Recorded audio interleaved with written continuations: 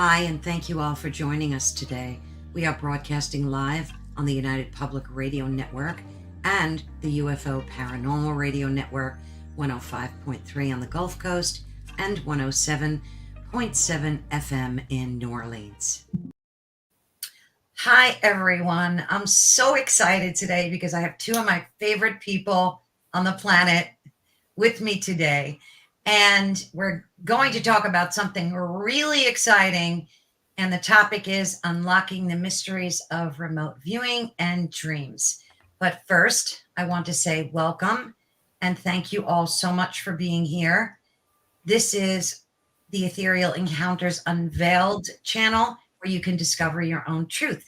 Today, we're broadcasting live on the United Public Radio Network and the UFO Paranormal Radio Network, which is 105.3 on the Gulf Coast and 107.7 FM in beautiful New Orleans. Please join us in one of the various chat rooms.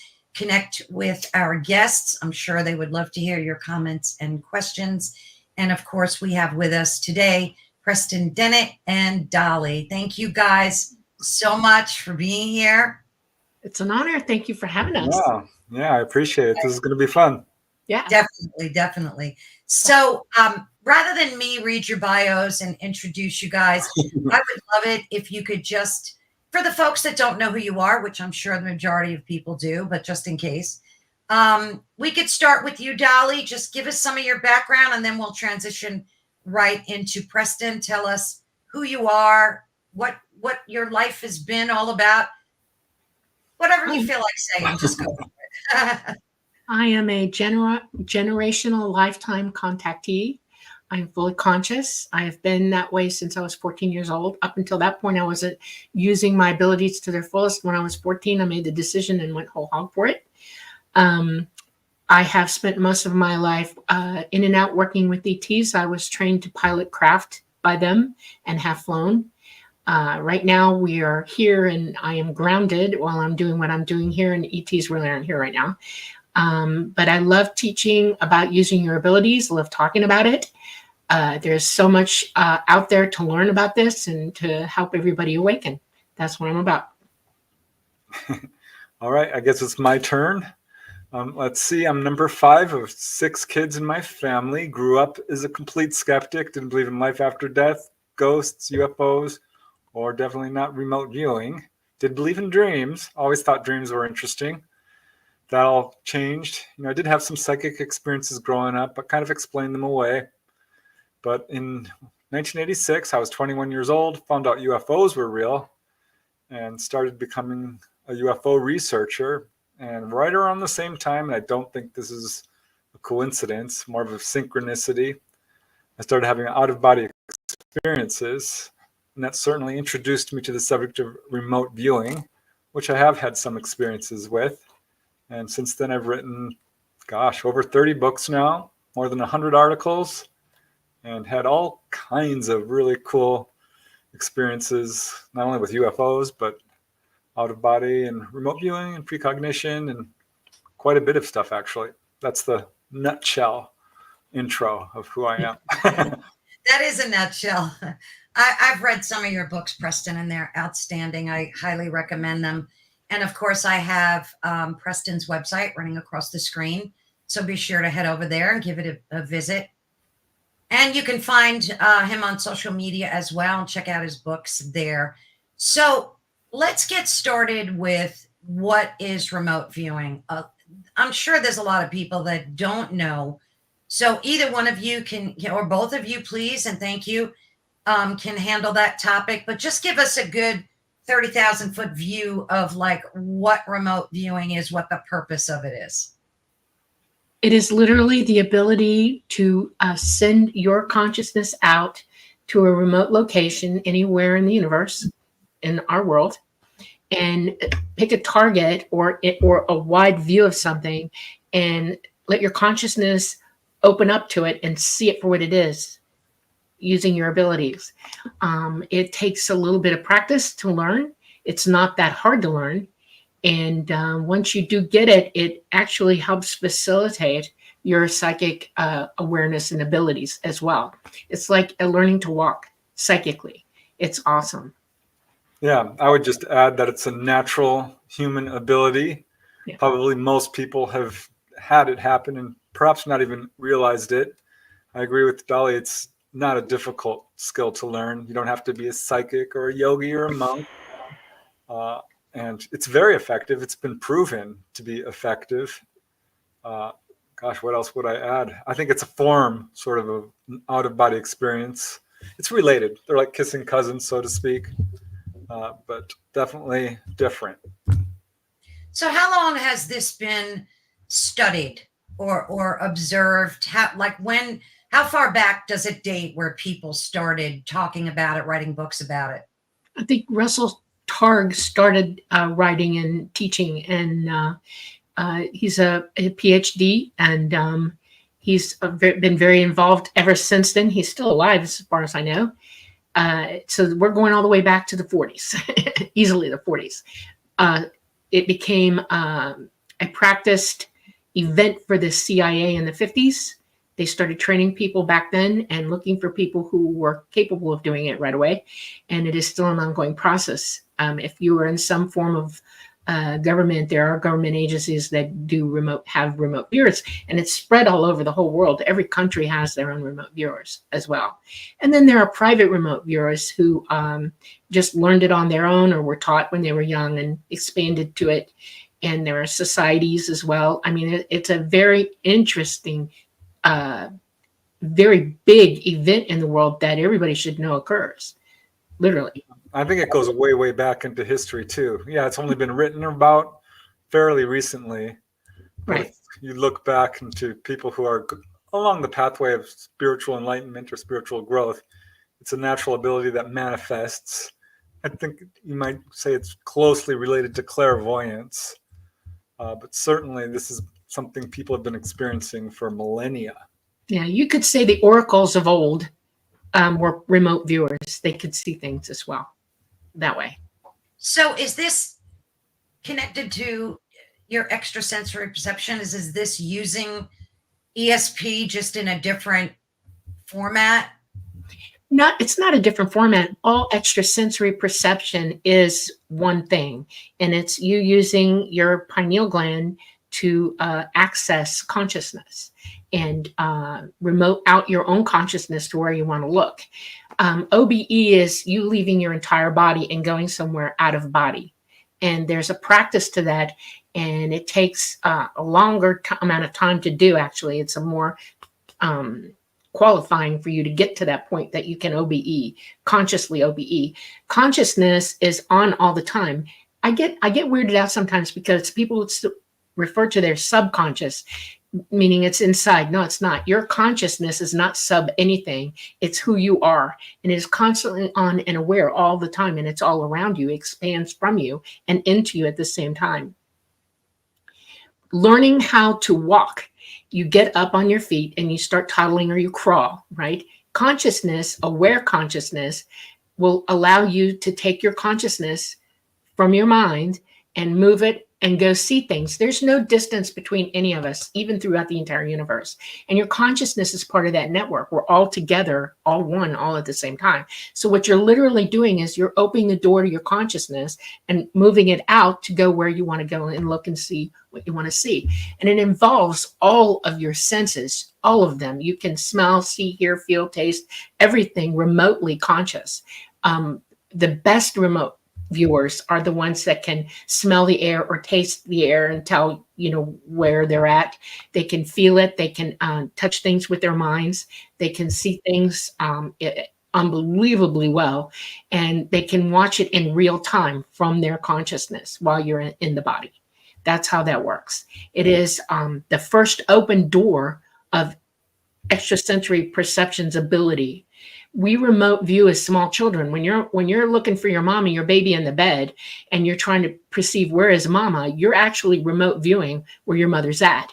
And they've taken pictures of babies who, wherever mama is in the house, the baby will turn its head to that spot and cry out because they know mama's over there. They will also know that mama's in the yard or mama's in the bathroom or whatever. Very, very small babies can do this, even up to 2 and 3 years old. And can tell mom, I see you, when they're not in the same room. This is first extrasensory perception outletting, because your consciousness is who you are. It's who you're aware from. The body, you're just driving the body around. So that's how that works. Yeah, and I think what Dolly really, I just want to underline it, is that distance is an illusion. Right. And this remote viewing works on the principle of non-locality of consciousness, because people have a tendency, I think, skeptics and materialists, to think consciousness resides in the brain, but it doesn't. That is not really what the mind is. We're much greater than that.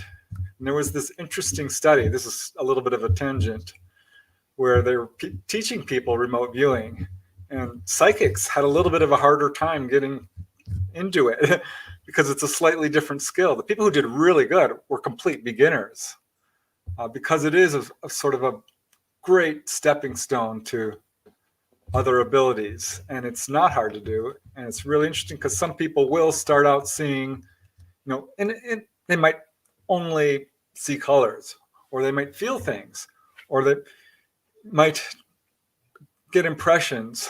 And this is a real difficult step, I think, for beginners, is because you have a tendency to want to interpret what you're seeing. Say, well, this is a ship, or this is a building, or this is a person. No, you just want to basically get the impressions. That's what I found really difficult in the beginning, because I feel like I'm sort of guessing here. Yeah. As you practice with it, you start to get more confident. And then it's really cool, because it's almost like having a little camera out, and you can put it pretty much anywhere. Right. All you have to do is focus. You become more clairvoyant when that happens. You clairsentient as well. You start to see the forest for the trees. You start to pick out individual things, and you see in depth that way. We're in 3D here.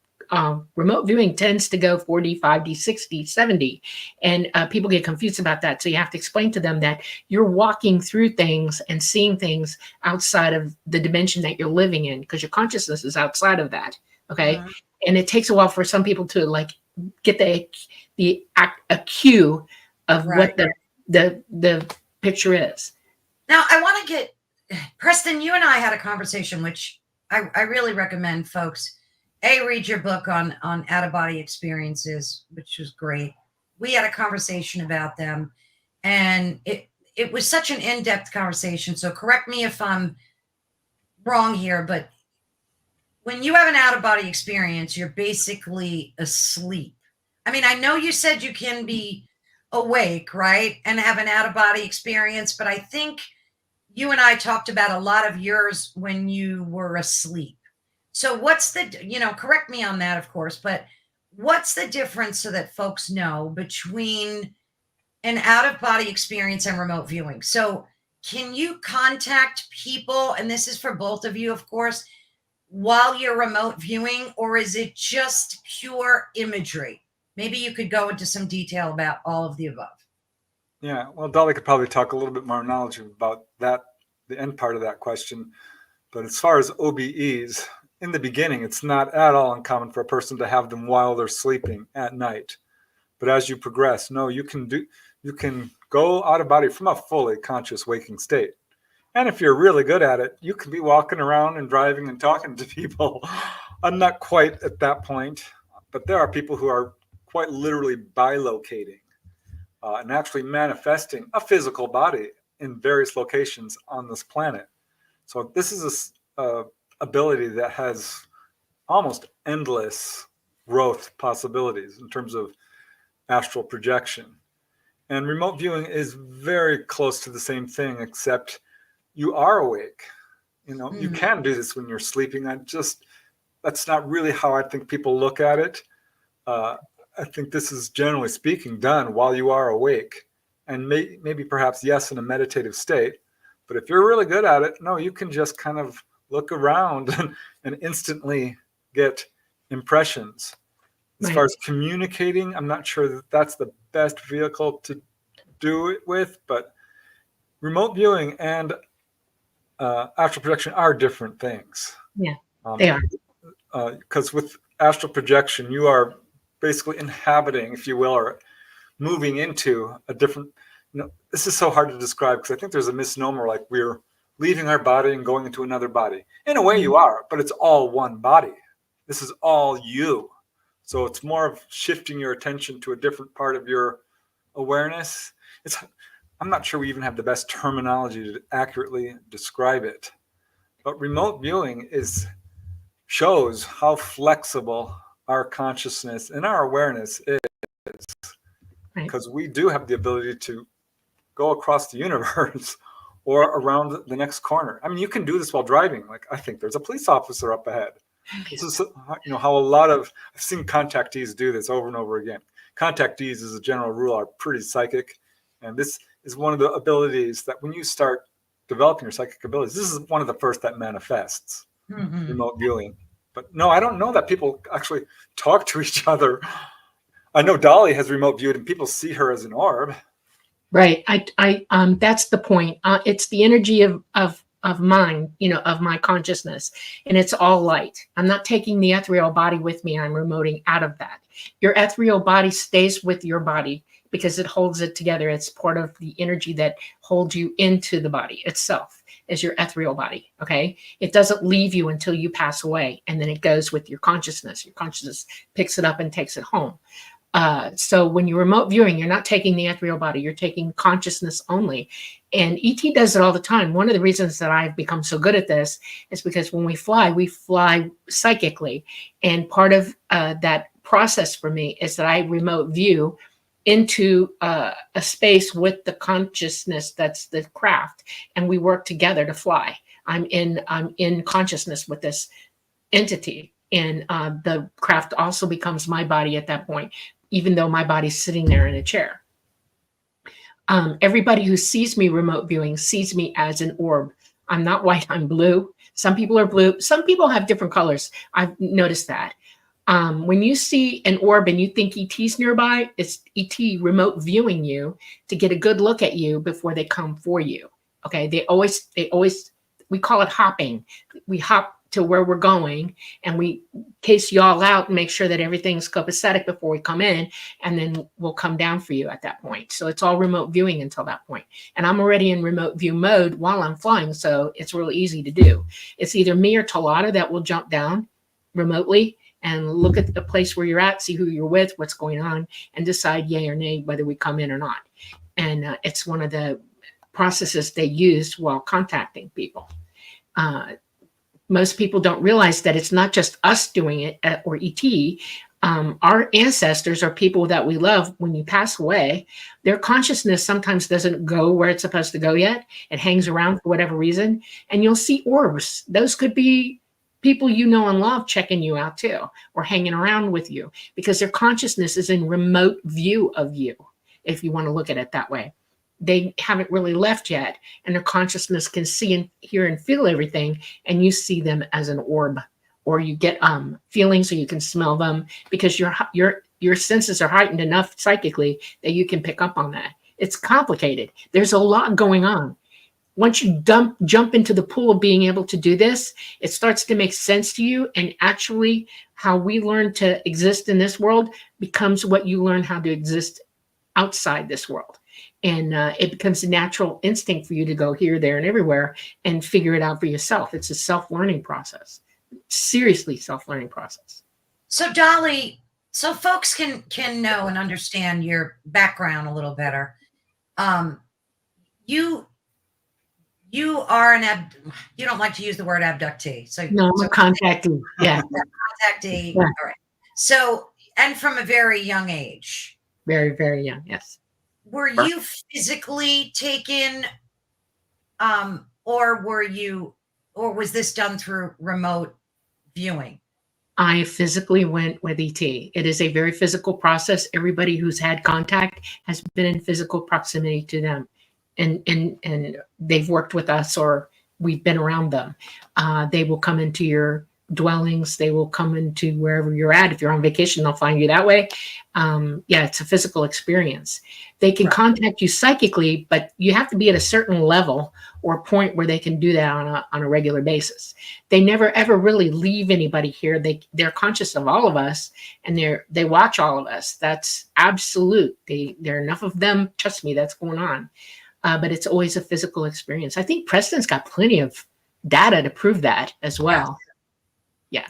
Oh yeah. But sorry, Preston, I just have one more question for Dolly. Yeah. How did your remote viewing experience work with ET?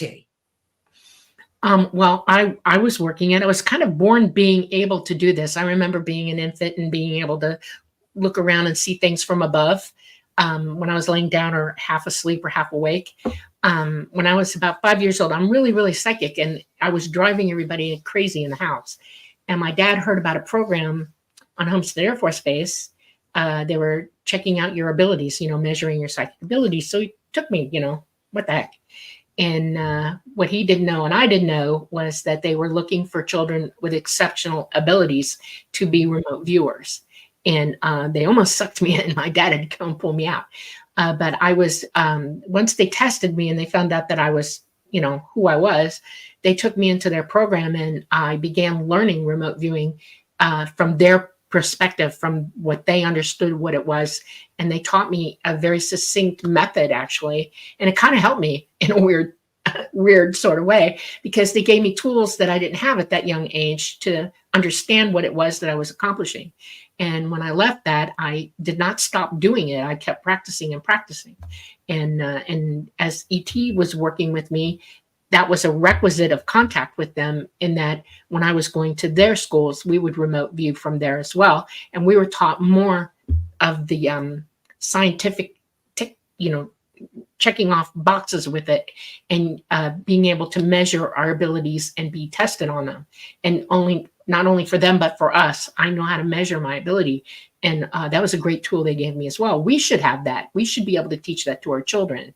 And I'm hoping that everybody's waking up enough to seek that out, figure it out. Okay.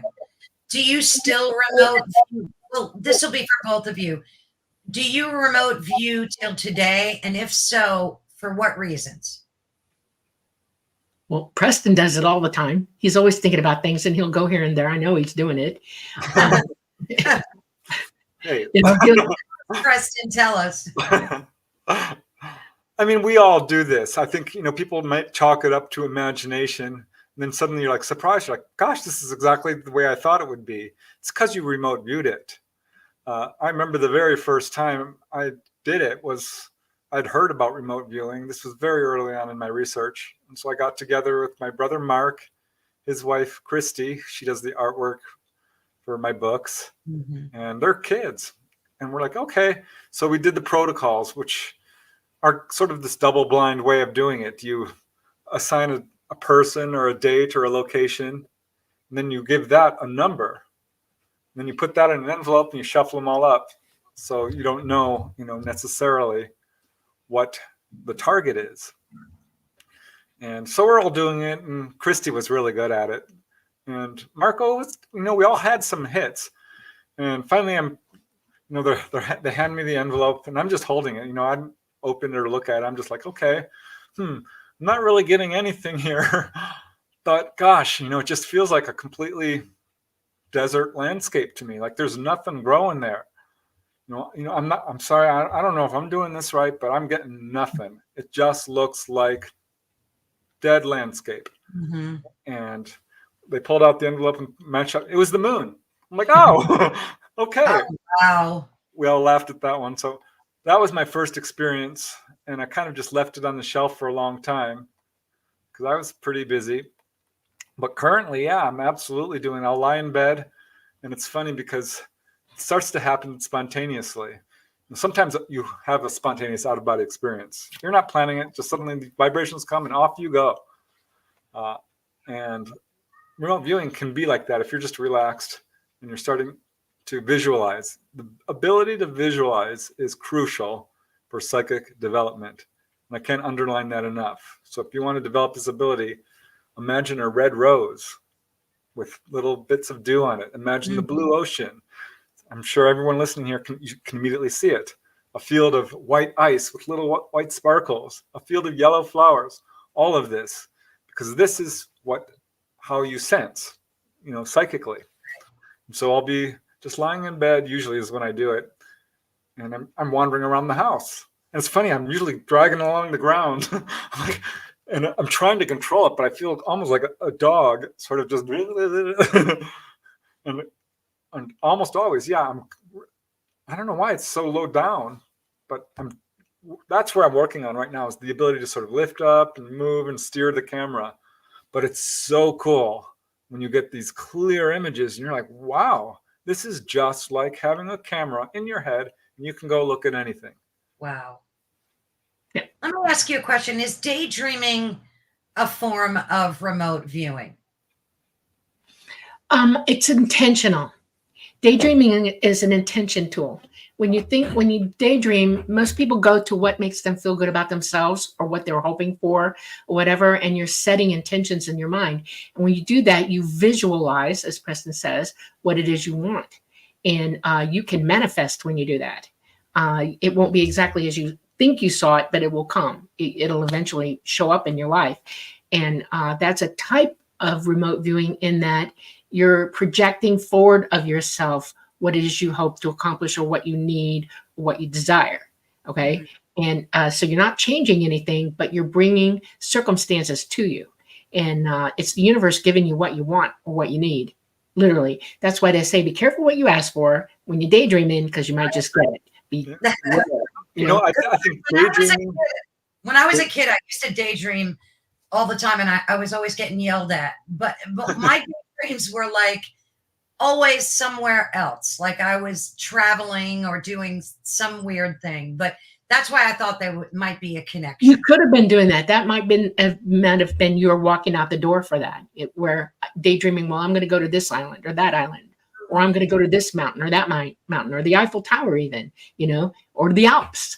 That's not really daydreaming. That is remote viewing. I wouldn't even call it daydreaming at that point. Yeah. I think we have a tendency to sort of downplay the power of imagination. Like, oh, you're just imagining. Imagining is a great tool. Yeah. Here, I think, is perhaps an accurate analogy. Daydreaming is to remote viewing what lucid dreaming is to an out-of-body experience. So those are sort of parallels. And by that, I mean, when you're daydreaming, yeah, you're probably out there sort of remote viewing, but it's mostly your own projected consciousness and images you're seeing. Whereas if you can sort of move beyond seeing what you think to what is actually out there, which is exactly what's happening when you're lucid dreaming. You're out of body, but it's your own thought projections. Right. I would try to use the right imagery and calling it what it really is. Daydreaming can be intentional, wanting something and desiring something. Okay. You're dreaming of what you want, need, or desire. Okay. We do that when we sleep. Our physical mind does that constantly all the time. We have to tell it to shut up. But remote viewing is, I'm going to go and look around. I'm going to take a trip. I'm going to take a journey with my mind and go here and there and everywhere. And if you keep those terminologies in your head straight, you'll know what you're doing when you're doing it. There's no guessing at this point. You understand that I'm remote viewing, or I'm in a dream world and I'm trying to figure out what I want, or I'm dreaming at night and not lucid and during an OBE. These are things that we need to clarify, totally clarify, and understanding the terminology of it, and which each one of those things really simply is. If you lump everything together, you're not going to achieve a really good result while you're trying to work this stuff. You have to understand what you're saying or thinking so that you know what you're doing when you do it, literally. Yeah, we all have a stream of consciousness that's going on constantly. And you can call this daydreaming. There's multiple layers to it. There's the song you just heard. There's all the things you've put off and have to do. There's the shows you just watch. There's layers of consciousness. And you're basically dreaming all day long. And you go to bed, and your daydreams become your dreams, and you fall into them, and you're dreaming. It's this stream of consciousness that's always there. Right. So let me separate something here for you. Dreaming is your physical mind thinking, literally. Okay. Consciousness is who you really are communicating to your physical mind. Your physical mind is a closed-in system that can only do what it's taught to do or understands. Okay. Consciousness is way above that. That's why it's not a subconscious. It's consciousness itself, who you are, and it's trying to communicate with you. When you go to bed at night and you go to sleep, your physical mind is going to go directly into REM state, dreaming state. Okay. Your lucidity or your consciousness can only interrupt that if you allow it to. Okay. Which means open the channel. And that's when meditating before OBE is so important, or calming yourself down, or doing whatever you have to do to get that focus and that lucidity so that you can understand the difference between the two. One of them is you're directly in your head, and the other one is you're outside of your physicality and you're in your consciousness. Okay. That's important to understand. That makes a lot of sense. Are there any dangers to remote viewing? Because I remember when I first came upon this topic years ago, it was always spy oriented, like governments were using them to spy on other governments and facilities. And I heard that while this one agent was remote viewing, he actually was intercepted by another remote viewer. They found out who he was, and then they did what they needed to do. So that's unbelievable poppycock. That does not happen. No, your consciousness is perfectly capable of defending itself at all times. It is the most defended part of your existence. Nothing and no one can touch you. They can't rip you from your body. They can't abduct you. Nothing. Okay. You are an independent, autonomous consciousness, and you have full power on in that respect. Now, an agent who's remote viewing you, if you're in remote view, you're protecting yourself already. You're already locked down on what information is coming from you. You're not going to give yourself away. And a professional remote viewer knows this. They know that there's a chance of somebody saying, hey, let's have a conversation, and realize, oh my God, I just gave myself away.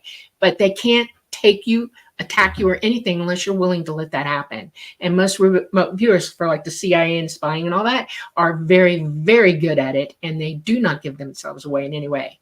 They can't be intercepted. They can't be stopped. They can't be plucked from their body. None of that is true. None of it. We are very powerful, powerful beings, and our consciousness is the most powerful of us. And this is all poppycock that people have heard and just glamorized or made fearful for people to think about. Right. Let me put it to you this way. They want you to fear it to some extent because you are capable of remote viewing. You are capable of knowing the truth about things and seeing the truth. And if everybody just did it as rote, guess what? No more lying to anybody. Yeah. So I don't think it's dangerous. The thing is, these are natural human abilities. Right. And it's dangerous not to be able to do it, because you can have danger coming right at you and you wouldn't see it because you're not operating with your full awareness. That's much more dangerous. The only danger, I think, is it starts to become a big part of your life. And you're like, okay, you might disregard, doing housework, doing other things, or trying to make money because, you're focused on something that's much more interesting. And I think it's actually more valuable, honestly, than money. Yeah, I would agree. So even for a newbie doing this, there's no real hidden dangers or anything like that. No, it's like out of body experiences. We're all already doing it. We truly are. This is how our awareness is made to do this. Yeah. The only place that you're in danger physically is here by other people who are here. Right. Okay. We're the idiots who have mastered that and not understood anything else. And it saddens me that people migrate those ability, the idea of being that violent or that stupid into the actual world. It doesn't exist on the other side. You can't hurt anybody over there. A ghost can't come and get you at all. That's you being afraid because you were trained to be afraid of that. And then you can either allow it or allow somebody to get to you or whatever, but they still can't hurt you. There's no physical damage to you whatsoever. You're fully autonomous here. And the only people who are damaged by anything are people who are like my lab, taken in, tortured, that kind of thing. They can sort of break your body to the point that you're willless at that point. But your consciousness never, ever gives up. Never. It will hold you intact until the very, very end so they can get the hell out of here, out of the body. Okay. And people have to understand that you can break my body, but you cannot break me. I am existing whether I'm in the body or not. And if you're going to take me to that point, well, I'll just walk out for you, bye. I'll come back some other time. There's no point in anybody fearing their soul being ripped out, torn, asunder, any of that. It doesn't exist. You are that powerful consciousness, and we're all autonomous consciousness. In other words, you have all will, on yourself. Okay. And just because you're in a third dimensional body right now and some other idiot can come over and bang you up doesn't mean that you're going to lose anything. They can't control who you really are. And that's what they want you to believe, because they'll try to take energy from your body from you that way. But no, your consciousness is all yours, baby. Belongs to you and you alone. That begs the question then, and I know this is also off topic, but what about demonic possessions? Is your consciousness still, if either one of you would care to answer, is your consciousness still within you? Because I believe that they do take place. Consciousness exists outside the body. Okay. It operates through a connection through your heart and your pineal gland. It is not that part of you. It exists outside of you. It's communicating with your physical body and your physical mind. When you're possessed, people who are possessed, it's your physical mind that's being taken over by an entity that has weakened you to the point or made you stupid enough to allow it to work on you that way. Your physical mind, not your true consciousness. That's what, but it can't take the connection to your heart. It's solid. They cannot stop that. Okay. And your consciousness is outside of it. And believe me, it's fighting whatever that demon is to kick its butt out. That's why we should teach our children these things so that they don't have an entity come at them that will break them down. Okay. And most of the time it's people who are sitting right here coming at you that allows that to happen. I'm not kidding you. You know, a demon can be a physical entity as well.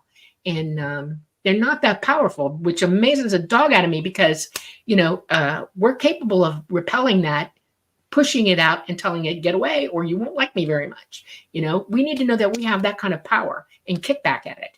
No good anybody who does these sorts of things will tell you that I'm helpless. You're never helpless. You can help yourself and push it away. Yeah. And if you teach from the beginning, nothing can come at you that way. There will be no evil dogging you, I don't think demonic possession is fully understood. Right. I think that we still have a lot of questions to answer about it. There's no doubt it takes place. The literature on this is extensive. And I've got books and books on it.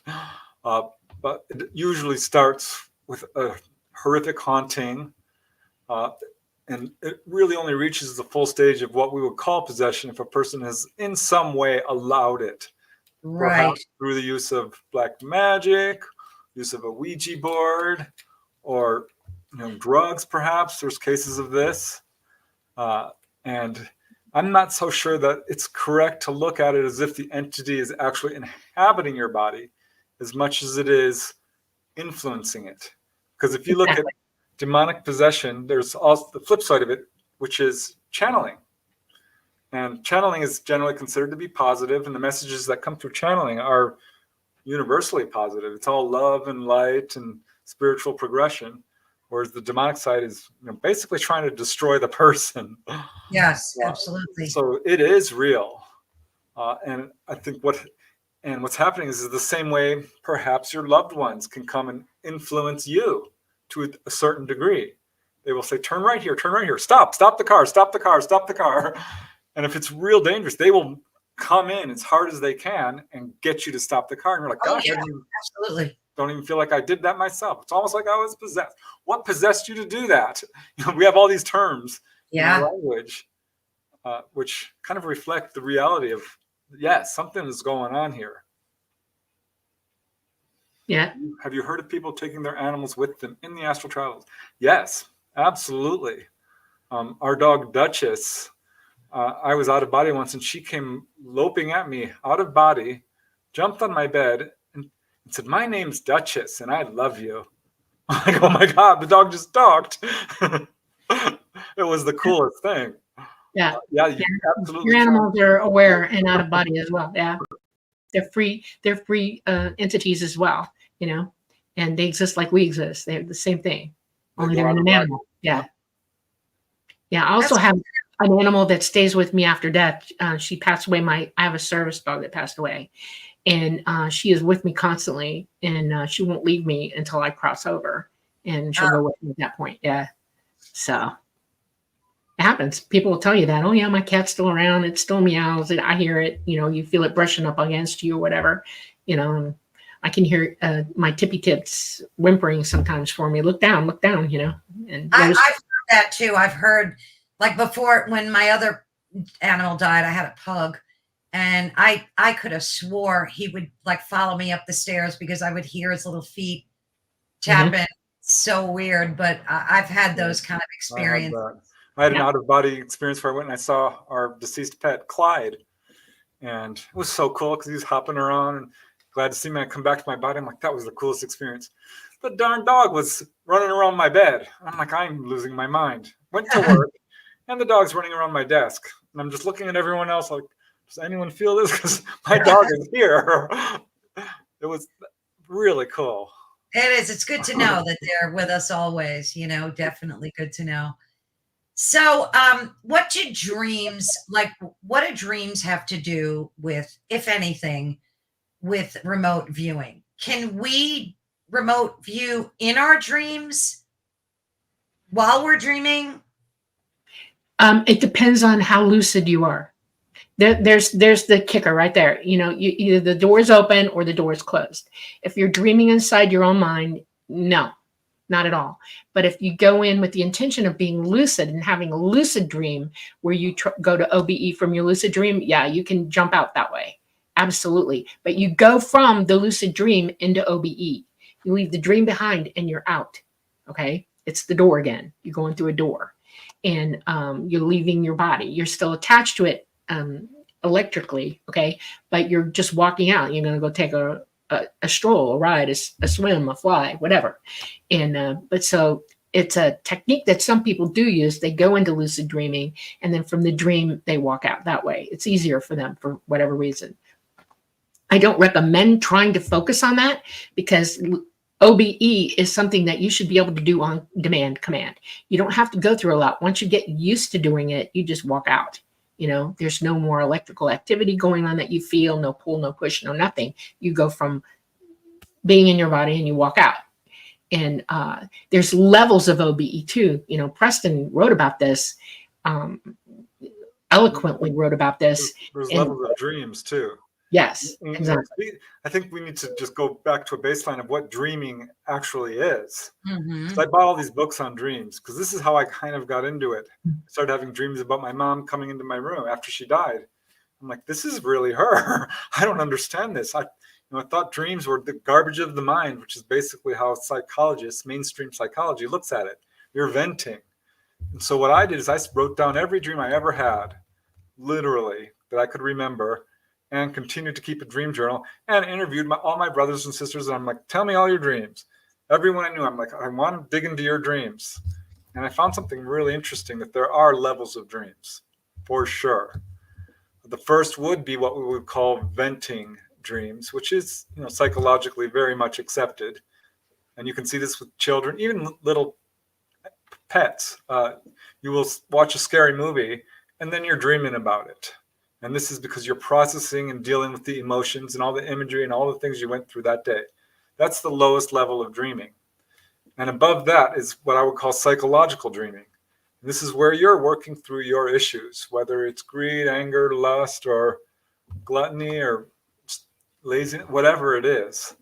And the vast majority of people, and the vast majority of dreams, over 80%, are going to reflect either your fears or your desires. Mm-hmm. It's going to be something you're afraid of and are running away from, and it's going to be something you want and are running towards over and over again. If you look at your dreams, I guarantee it, you're going to see this.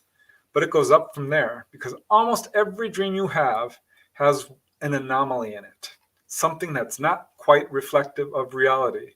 And these, I think, are little cues sent. This is, I think, hardwired into our psychology to wake us up, so that if you do real critical thinking and real critical reflection and look at your dreams, you will see, like, there's a window there that's not supposed to be there. Or this person's hair is long, or this is not my couch. Something, a bicentennial penny, that kept turning up in my dreams. There are no bicentennial pennies. So this is designed to wake you up into lucidity. And that's the next level of dreaming, where you actually wake up and you're realizing this is a dream. A dream is nothing more than your thoughts. That's all it is. It's your stream of consciousness. It's you paying attention to what you're thinking. That's what a dream is. And then you're having lucid dreams. You're like, okay, now I'm aware of my thoughts, and I'm such a great stage because you're walking into a fantasy world kind of, and you're like, wow, this, you can do whatever you want. Lucid dreaming is so awesome. But you reach a point beyond that, which is precognitive dreaming, true dreaming, or dreaming true.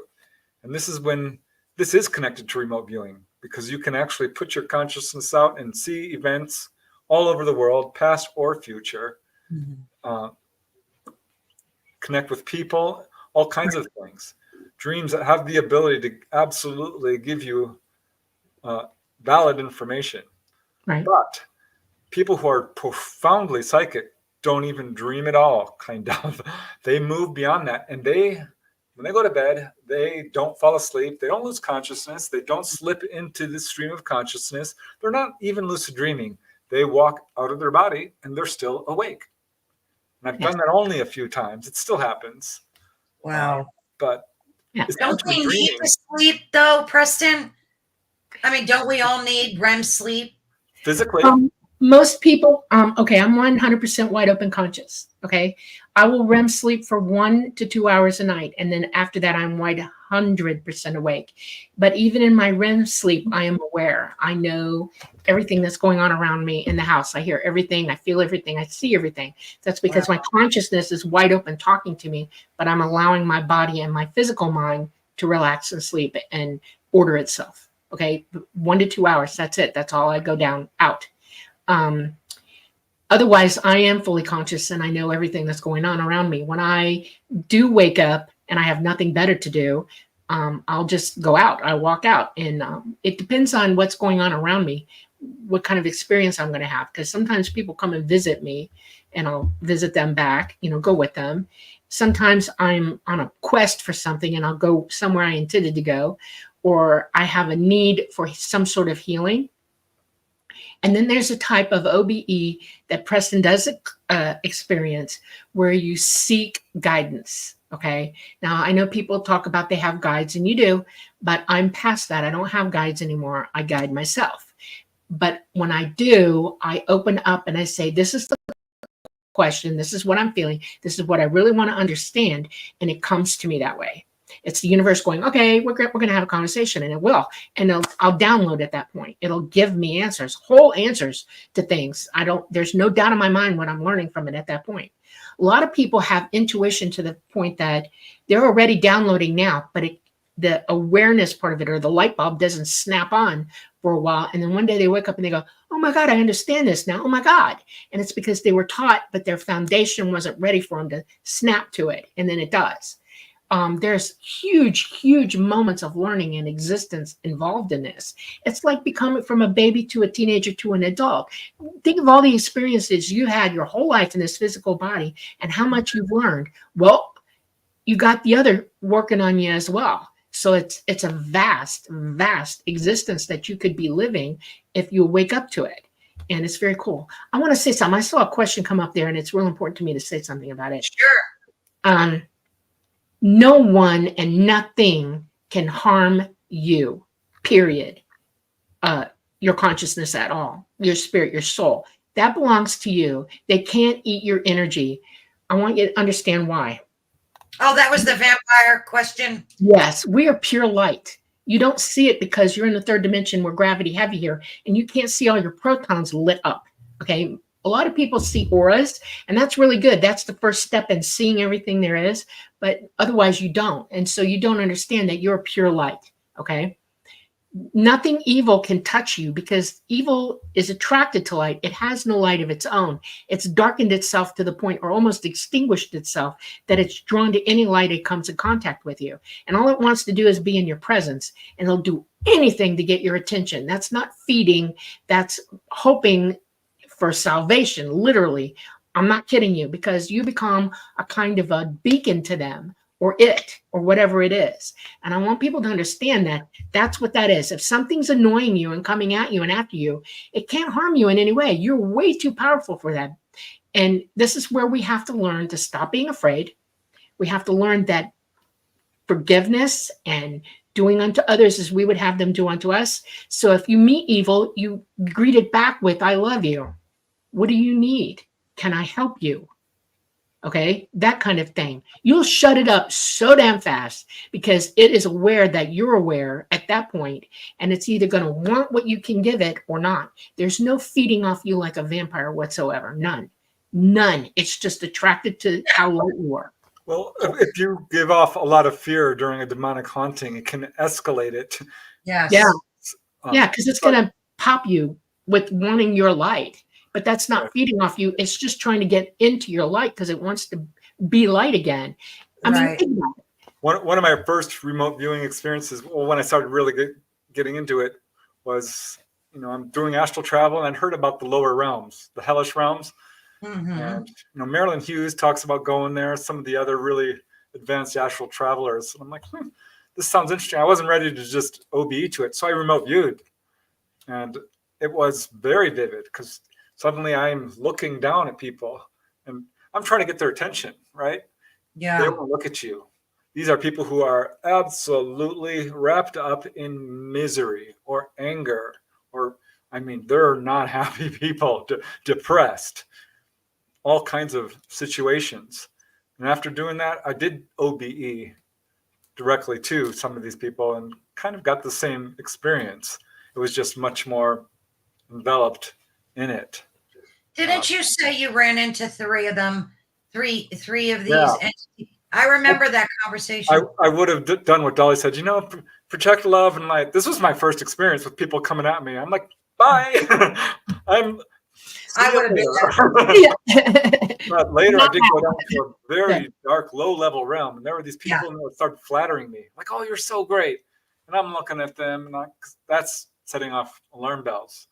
Flattery is all well and good, but to me, it's a warning sign that someone's. Well, trying to yeah, get you something can out of tell you can tell when it's genuine and when it's forced. You can typically. Absolutely. I want to ask both of you about energy vampires because that's what they call them. But here's the thing.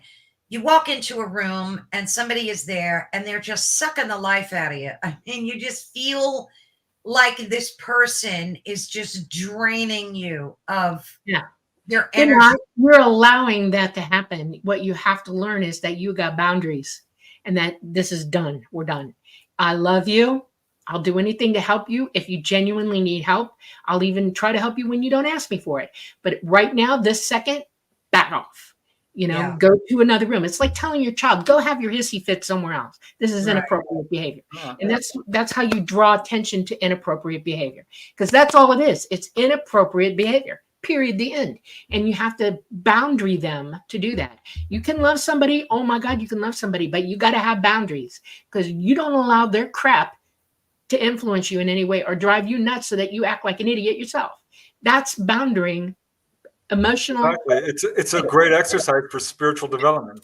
As wonderful and helpful as it is to hang around someone who's super spiritually advanced, because you can do this out of body and go meet enlightened masters. It's like, wow, and you start resonating with them, and it's all like, wow, you're moving up to their level. Yeah. The same thing happens when you're around someone who's not okay. Right. And this is your opportunity to say, you know what? I am going to be confident in the way I feel. And if you've ever dealt with a narcissistic personality, it's very difficult. It's a nightmare. Yeah. And they're feeding off your energy for sure, but you are allowing it. You're allowing it. It's not really feeding. They put it this way and it drives me crazy. Okay. What you're feeding is the tantrum. Okay. What you're giving energy to is allowing them to completely be an asshole continuously and not stop. Okay. And only think about themselves. They don't think about anybody else but themselves.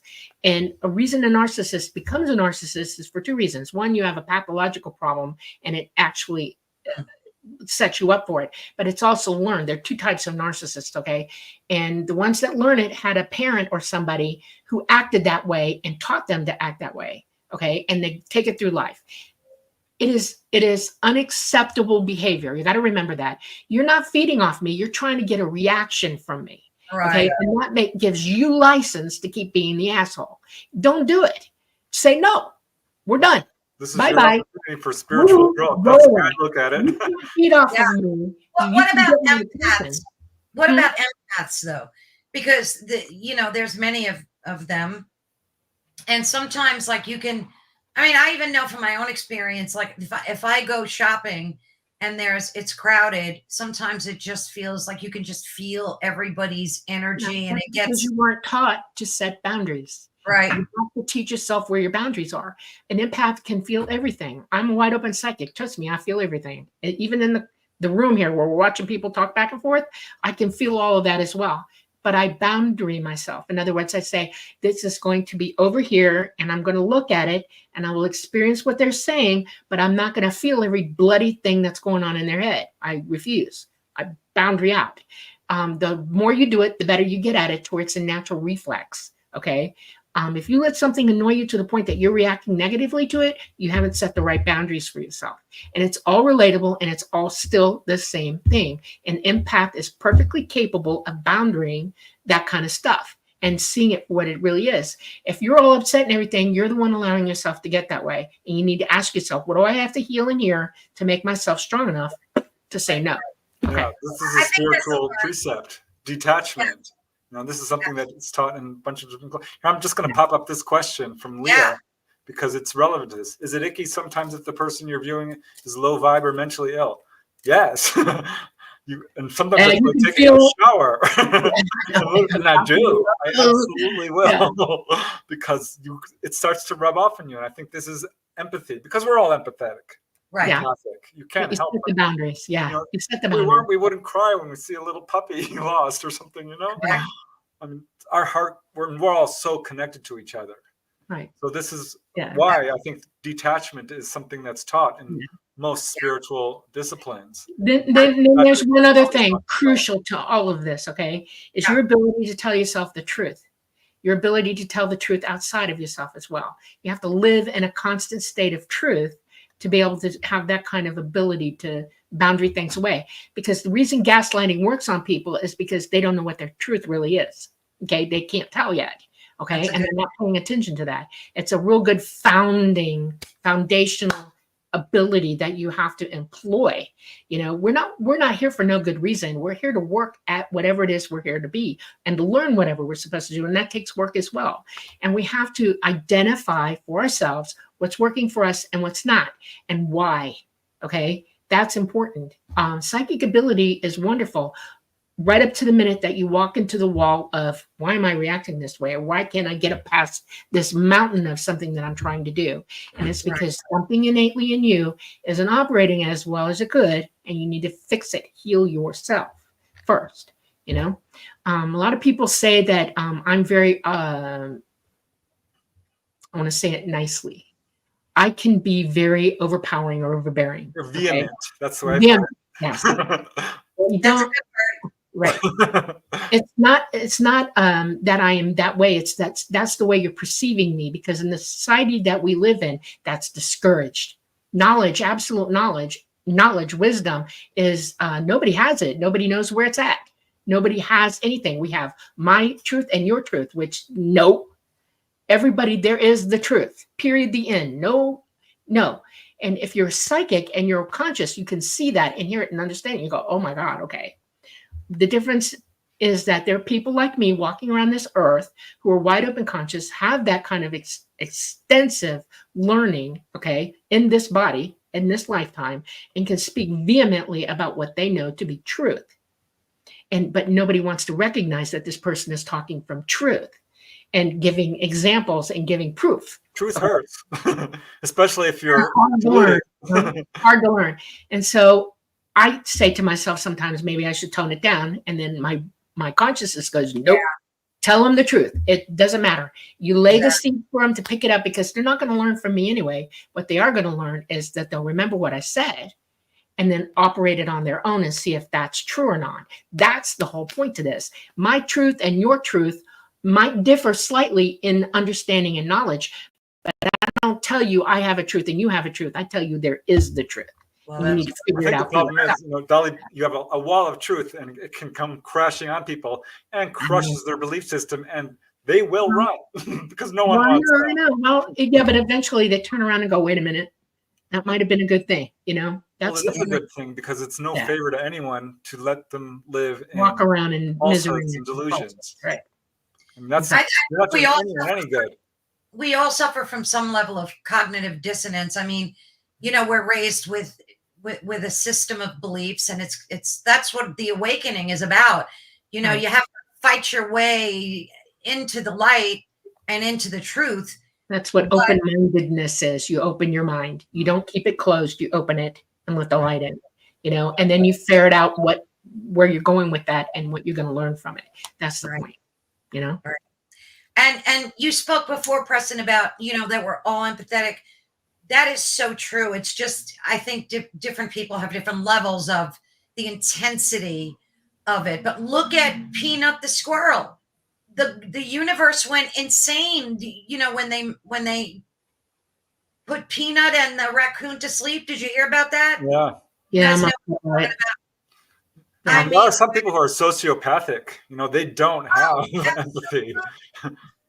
Absolutely. And Dolly, I had asked you last time we spoke if people were born without souls, and you said absolutely not. Correct me if I'm wrong. You can't be alive unless you're operating with a soul. Okay, your consciousness.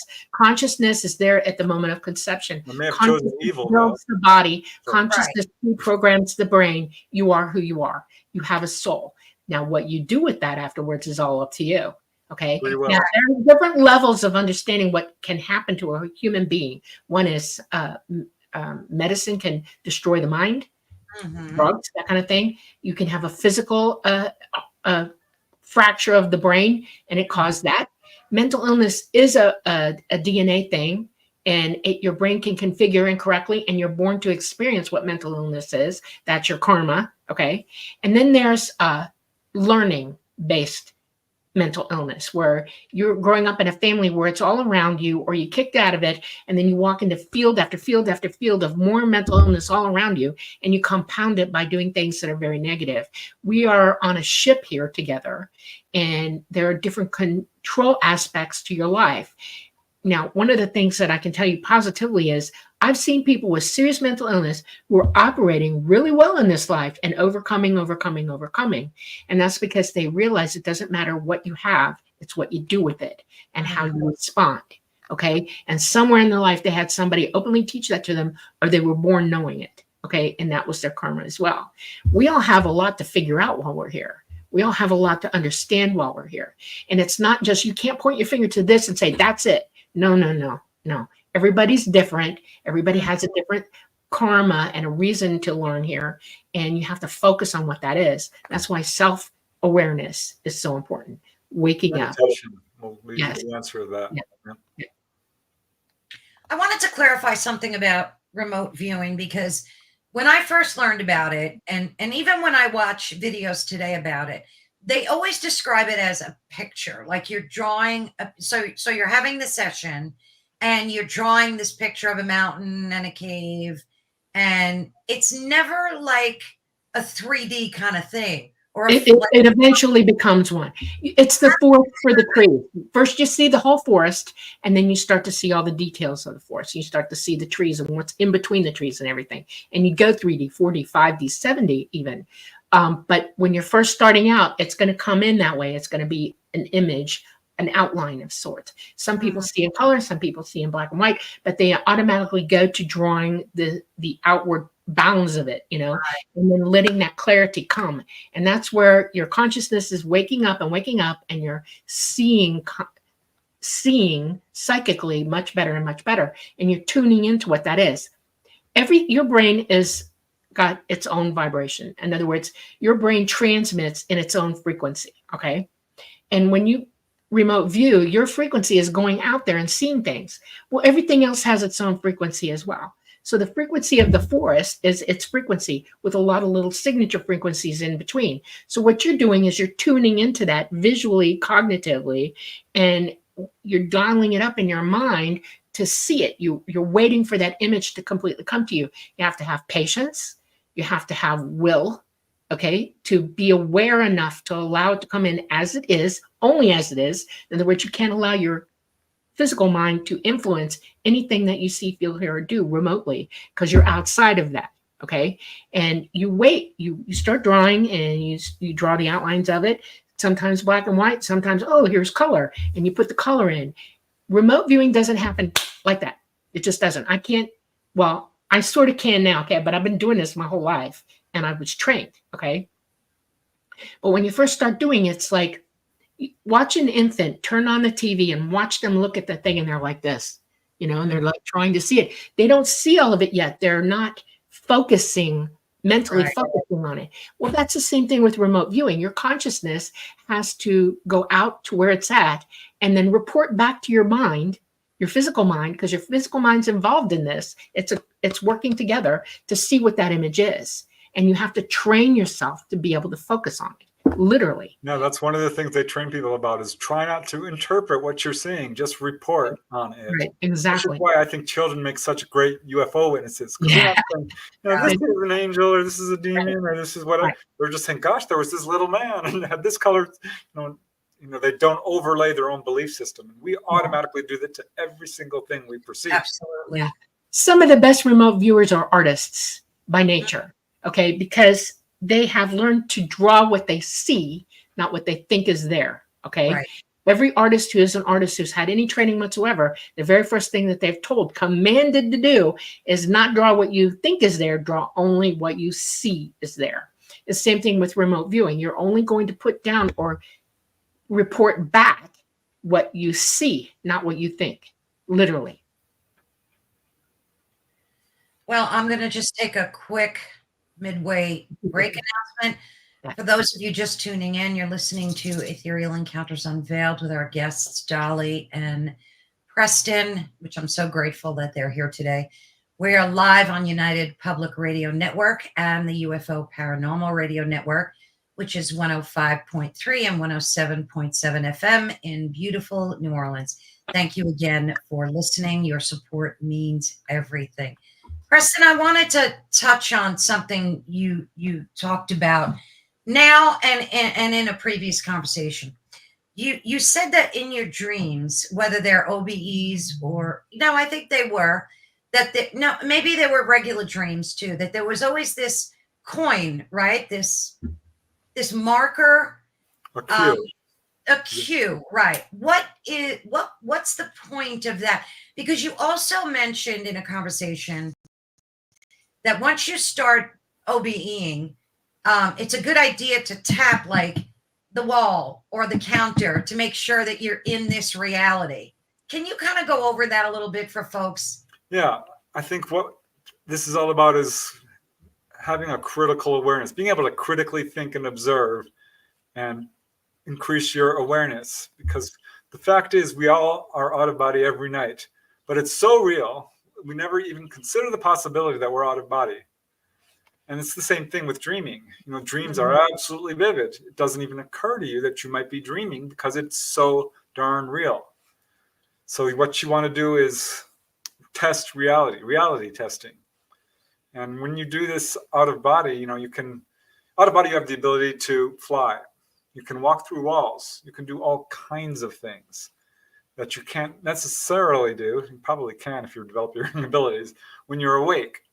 So when you're in the waking state, what you want to do is develop this habit of thinking and observing critically and trying to really look at reality and asking yourself this really silly question. Could I possibly be dreaming right now? Could this possibly be an out-of-body experience? Which sounds so absurd because when you're awake, you're awake. But that's the problem right there. That is the crucial problem. And this is such a good tool and it will work. If you can critically ask yourself 3 times a day, the more the better, but at least 3, right before you eat, right when you're going to the bathroom, something that you do regularly. I wonder if I'm dreaming right now. And you're going to think, well, this is silly because I know I'm not. But you have to test. You have to test it because the truth is you don't know. You may think you do, but you don't. So take your finger and try to push it through the wall. That's simple. Or try to jump up and fly, or take an object like a pen and throw it up into the air and see if it floats. And of course it doesn't because it turns out you are, in fact, in the 3rd dimension and you're not dreaming. And one day you're going to do that test and your arm is going to go right through the wall or your desk or the chair, or you're going to jump up and you're going to keep flying up and all the reality is going to fade away and you realize you're hovering over your body in your bedroom. And each dream, and I've said this before, and I don't know why this isn't more popularly known, does have an anomaly in it. That's the best way of putting it, an anomaly. Something that's not congruent to reality. And if you look at your dreams and look for these, you will see them, and it will wake you up. It will make you lucid instantly. And this is how you can enter, raise your awareness and start having out-of-body experiences. And it works really well. It's a great tool. Why is it that, like, I'll ask some people, we'll talk about dreaming, and they go, I don't dream. I don't remember my dreams. If I have them, why is it some of us can have such vivid, colorful dreams and remember them, and other folks don't? Yeah, I'm not sure why. Honestly, we all do. We all dream. There's no doubt about it. The periphery of consciousness. It's literally the periphery of consciousness. Some people are hyper aware of everything that's going on in their lives.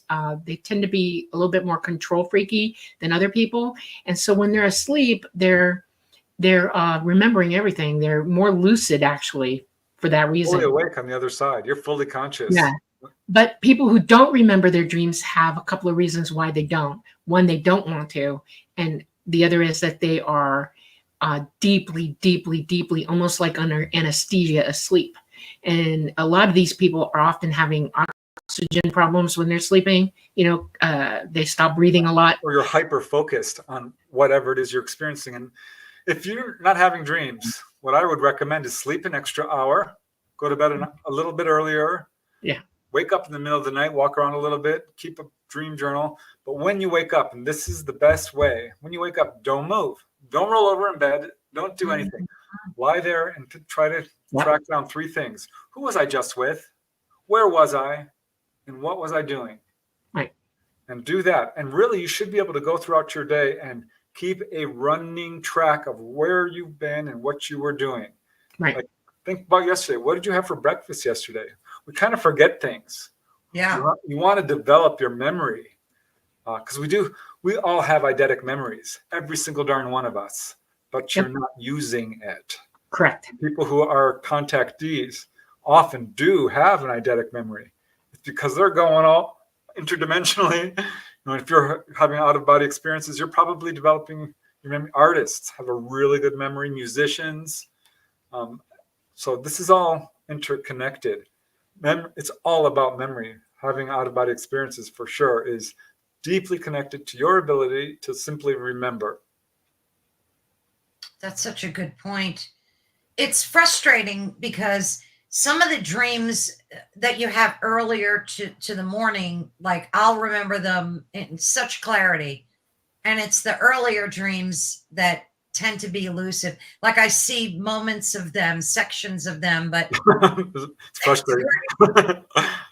I still go through that. In fact, I had an out-of-body experience this morning, which was a couple of hours long. And I remember about 5 or 10 minutes of it. Dolly was trying to pull it out of me, and she got some of it because I actually I went to go visit a healing temple. And I did it fully consciously because there are healing temples on the other side. And you can heal yourself of physical illness and bring energy and do all kinds of things. But I don't remember most of it. I could not bring it back. I had most of it when I woke up. I'm like, okay, this is going to be easy. But as I walked out, it's like I walked out of it, kind of. Yeah, it's so frustrating. So frustrating. Especially the good ones. Like, you have these really great lucid dreams. And, you want to remember them in such detail. And then, like you said, they just kind of fade off into the distance. What about you, Dolly? Do you have, well, I'm sure you do, have out-of-body experiences? Are they nightly? What's your experience? Every night. Always, yeah. I don't ever, never not OBE. And, that was confusing though. You don't ever, never not? I always the OBE. I choose when I go and when I come. Sometimes I'll be exhausted when I lay down to go to sleep, and I'll let myself have that 1 to 2 hours of body healing time, and then I'll get up and walk around, because now I'm awake, and so I'll either read, listen to something. I'll decide to OBE at that point, but it's always conscious. I deliberately do stuff. Then wee hours of the morning is when I try to sleep again. And it's weird because Preston OBE is better in the morning than he is earlier in the night. Now I'm an all-nighter, okay? But early in the morning, I want 30 more minutes of out time. And he's like, you know, having a good time. And he'll come see me every day and everything. And it's like, oh, God. And so, yeah, I'll pay attention to him. I'll come OB a couple times. I'll be dead asleep. And then suddenly I wake up and he's standing right there. And I'm like, hey, how you doing? You know, what? You know, he'll want me to come out and go out with him. By the way, just so y'all know, I have to sleep in my own abode. I can't let anybody in with me because for me to OBE safely for myself, to feel good about it, I have to be in my own abode. So we have our own rooms this way. It's important because Preston's like I am. He has to OBE physically safe. And if I'm moving around or snoring or something, it's going to drive him crazy and vice versa. You know, he flinches a lot in his sleep. So it's like, okay, fine. So we have our own abodes. And so he'll pop out and come find me. Sometimes I go find him. Sometimes he's wandering around the house and I'll get up and follow him. You know, what are you doing? You know, hey. And but a lot of times he's got agendas and he's going places and doing things and having a good time, you know, which is normal. You're supposed to. It works much better. Yeah. If you have a plan, it works. Yeah. You can do whatever you want. If you want, if you're a beginning OBEer, just say, tonight, I want to go learn about a past life. Yep. And you'll more than likely be successful if you focus on that every night. It shouldn't take you more than a week or two. Yep. And you might come across as a dream, but it might not. Either way, you're actually learning something about yourself. So it's a really good way to begin doing OBEs. Yeah. Or remote viewing for that matter. Just have that intention, Preston, is enough, and just keep doing it every night. I know in your book you have a detailed methodology of like what you need to do to OBE, which is really very helpful. But do folks need to meditate beforehand, before they go to bed, or is that not advisable? It's advisable. You don't need to, but it's super good advice. It teaches you to let go of the body. It teaches you to relax your body to the point that it's not a thing for you anymore. You're not really feeling it anymore. You're above it. Okay. You're already half out at that point. Meditation helps you to calm, relax, focus, lose the thoughts in your mind of whatever the hell your brain is thinking and let go of it so that you can do that. Buddha used to like to tell everybody, put all your problems in your hand, close it up, turn it over and let go. And he taught that toward meditation. He would say, you have to let go of everything. Let it go. So that's a practice, a mental practice that you can do. Like meditation is a mental practice. Yes. It's getting you to calm down, get comfortable, relaxed so that you reach the vibratory state so that you go, okay, I'm free, and you go. That's important. Maybe either one of, I've never mentioned this before, but I'm going to ask either one of you, maybe if you have some feedback on it. I was probably in my early 20s. I decided to take TM, Transcendental Meditation, and it was going great. I went to session after session, and I started really, like every day, 20 minutes, getting really into it. And then one day I was meditating, and I was really probably the deepest I've been, where you almost don't hear your own thoughts anymore. Exactly. And then I felt this, I don't want to call it an entity, but it was something next to me, and it wasn't good. And it scared me so much that I jumped up off the couch, and I just didn't meditate for years after that. Can you open yourself up to not so good things while you're meditating? No, I'll tell you what it was. Yeah. I have my ideas about it. Yeah. Yeah. You literally are awake. Okay. I'm so awake that I see everything all around me. If you're an entity and you're in the room with me, I can see you. I know you're there. Okay. I can communicate with you. When you were down to that low state, you were wide open awake at that point. You're outreaching. You're almost out of your body at that point. What you felt was an entity next to you. You've been taught to fear so much, everything that you don't understand, that something that was probably innocuous and loved you was like, hey, she's coming out. Okay, just let it go. You can't be hurt by anybody or anything. I'm promising you that. Nobody I know has ever died being attacked while they're being meditating. Not at all.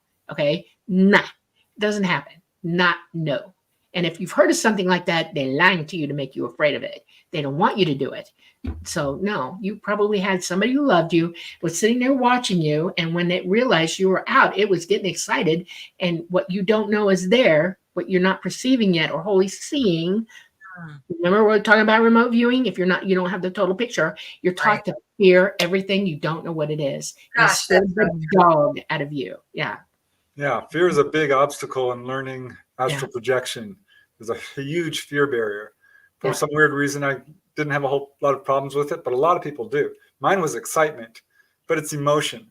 But when you're in deep meditation and suddenly you've pulled off those barriers and now you're seeing a lot more than you did, you can start to see things. And the fact is the third dimension is very close to what we would call the hellish realms. And yes, there are bad entities out there. Yeah. And they don't have your best interest in mind, but no, they can't hurt you. But you can perceive them. And also, frankly, we ourselves are multidimensional beings who had past lives where we didn't do good things sometimes. And we have an evil part of ourselves, is what I'm trying to say, that we have to face sometimes. And sometimes that's what you're seeing, is your own aspect of your own personality. Like, okay, well, this is a part I left behind. That's, now I'm moving towards good. But this is just something to consider as a possibility. But there are it took me a long time. Yeah, it took me a long time to like get over that fear, and it never happened again after that. So it was a good thing. I once did that out of body. I'm like, okay, I want to see a past life where I was a bad person. This person came and looked at me, who was an aspect of me and was not okay. It scared the living daylights out of me, and I never did that again. Were you in an OBE state? Were you doing an out of body thing, or this was just a meditation? It was remote viewing, really, is what consciousness will cough up the truth of who you are to you. You understand that, right? It can replay any aspect of your entire existence to you because it's you. It's like a memory you draw up on a memory, and when you see it in 3D, you go, "Oh, okay, thank you." It's weird. Everybody does that. People who say that they remember their past lives are remembering as if they have a real memory, and it's their consciousness playing it to their physical mind. This is who you are. This is what you did. You wanted to know. Here it is. Yeah. It's you. I did once have a spirit lay hands on me in not a good way. I mean, it wasn't painful, but I'm like, huh. And I woke up and I could feel someone groping me. I'm like, well, anyone else would think this was a demonic attack. But I kind of understood that this was just a spirit, and like they're trying. Just wanted to be near him, but they'll touch you. Yeah, Dolly, you said that nobody could hurt you, right? But what about people that, like Tucker Carlson just came out, and I don't know if you guys heard. Yeah, I did. And he had a demonic attack, and he woke up with scratches and all sorts of things that were nasty. You physically scratch yourself. You don't realize you're doing it. They've had people on camera. They don't tell you the truth about that. They've spent years and years and years and years medically studying people who are demonically attacked, and they have them under 24-hour surveillance. They are not being scratched by something else. They're scratching themselves. I don't agree, actually. I can show you proof. It's in the medical. Well, we can discuss it. When you go to medical school, I'm telling you, they show this stuff. It's true. What they don't tell you is they don't want you to know this stuff because they think human beings are stupid, or they want you to remain stupid and vile and non-understanding. Because if you develop your abilities and you become everything you're supposed to be, they become obsolete to you. It's like big pharma. Psychologists want you to stay sick. I don't care who you are, where you're going to. That's true. It is absolute fact. And they have spent thousands and thousands of dollars studying all this stuff, and they do not tell the truth. And they put lies and BS out there to terrify you and keep you mentally ill for them. They give you drugs to keep you mentally ill. I'm very opinionated about this. The one thing about the human brain that I can tell you that I've learned physically, emotionally, in school, all of it, is that our brains are little computers that will garbage in, garbage out, good in, good out. Okay, they're programmable. And the one thing that makes us that way highly, physically, biologically, is that we're habitual. All computers are habitual. If you give it an info loop, it'll stay in that info loop habitually until you stop it. Okay. That's how we make ourselves better mentally. We realize that everything we do has a habit attached to it, and we need to identify that, how it got there, and why we're going to fix it. That's how you develop, you help people cure themselves. You can't be cured by anybody, and anybody who keeps you in therapy for more than a couple of months is raping you of your finances. Don't do it. That's the most important thing. Now, there are people who are mentally or physically mentally ill, like, schizophrenics and stuff. That's a brain problem, and it causes that to happen. But they know the difference, and that's not really curable. It is treatable, and they do that. But most of them are on the streets. Why? Because they can't make money off them like they can everybody else. See what I'm saying? There's a lot of truth to that. Yes, absolutely. And I've seen film after film after film of this actual phenomenon going on, and they're pulling their skin off, biting their arms, tearing their skin. I mean, it's insane to me. And then they come to, and oh no, a demon did it. A demon did this to me. And they'll convince everybody that it's true, but it's not. They did it to themselves. I think that's true in some cases, but I don't think that's true in all. I want you to prove me wrong. Prove me wrong. I dare you to prove me wrong. There is no film of anybody ever being ripped to shreds. There is not. There are films of people. There are spirits that produce are hostile, that have put people down the stairs. There's a big, long history of tradition of people who have bite marks and scratches. And if you go to look at some, the bite marks, if you take a cast of the teeth and you put it up against the bite mark, it's them biting themselves. There's no film of that. None. Yes, there is. None. There absolutely is. Tell me one. People have had scratches on their backs where they cannot reach. It is very well verified. It actually occurred. It does happen. No. Do push people downstairs. I'm going to defy you. I'm going to challenge you. I'm going to tell you you're wrong until you prove it to me. If you think you're so right, prove it to me. Yeah, well, and I'll prove to you what I've got, because I do have proof. Yeah, well, I'm trying. I'm trying to tell people that this is what I've learned, and you may disagree. That's fine. No, because you can't prove yourself right or wrong. Yes, I can. Then prove it to me. Absolutely. I will show you pictures of my presence without proving it to me first. Yeah, well, if you're going to prove, if you want them to believe in this, Dolly, I'm allowed to disagree because this is what you are. But I'm allowed to challenge you as well. Yeah, and I'm allowed to finish my thought. Sure, you are. Okay. You did 10 times. No, you're not letting me. What I'm saying is that evil spirits do exist. There are cases of people who've been pushed downstairs. This is not them doing that to themselves. There are cases of people who've been scratched and bitten. And I don't think this is them doing it to themselves. There are cases reaching back hundreds of years. Yes, I think what you're describing does happen, but I'm not willing to say that all of this is the person doing that to themselves. I'll tell you a secret. There are bad spirits that do exist that do attack and when people. you work with them and you get them to the point where did you get touched and you reacted badly and that's why you fell, and they finally come to it and realize, yeah, I did. I threw myself down the stairs trying to get away from them. They weren't pushed. They were intimidated. There's a difference. There's a huge difference. We have to understand that we're physically in control of ourselves, and nothing can physically overcome you on this planet, in this earth, in any way, unless they take a knife and stab you or physically come at you. No spirit or entity has that power of control over you. They can make you feel like you're being touched, and it will shove you emotionally off the stairs. That does happen, but you won't. And there are cases of people who have been pulled. I interviewed a lady at work who was about to step off the street. Something grabbed her and pulled her back, and a truck came and got her. Spirits do have the ability to affect the physical environment. That was something else other than a spirit.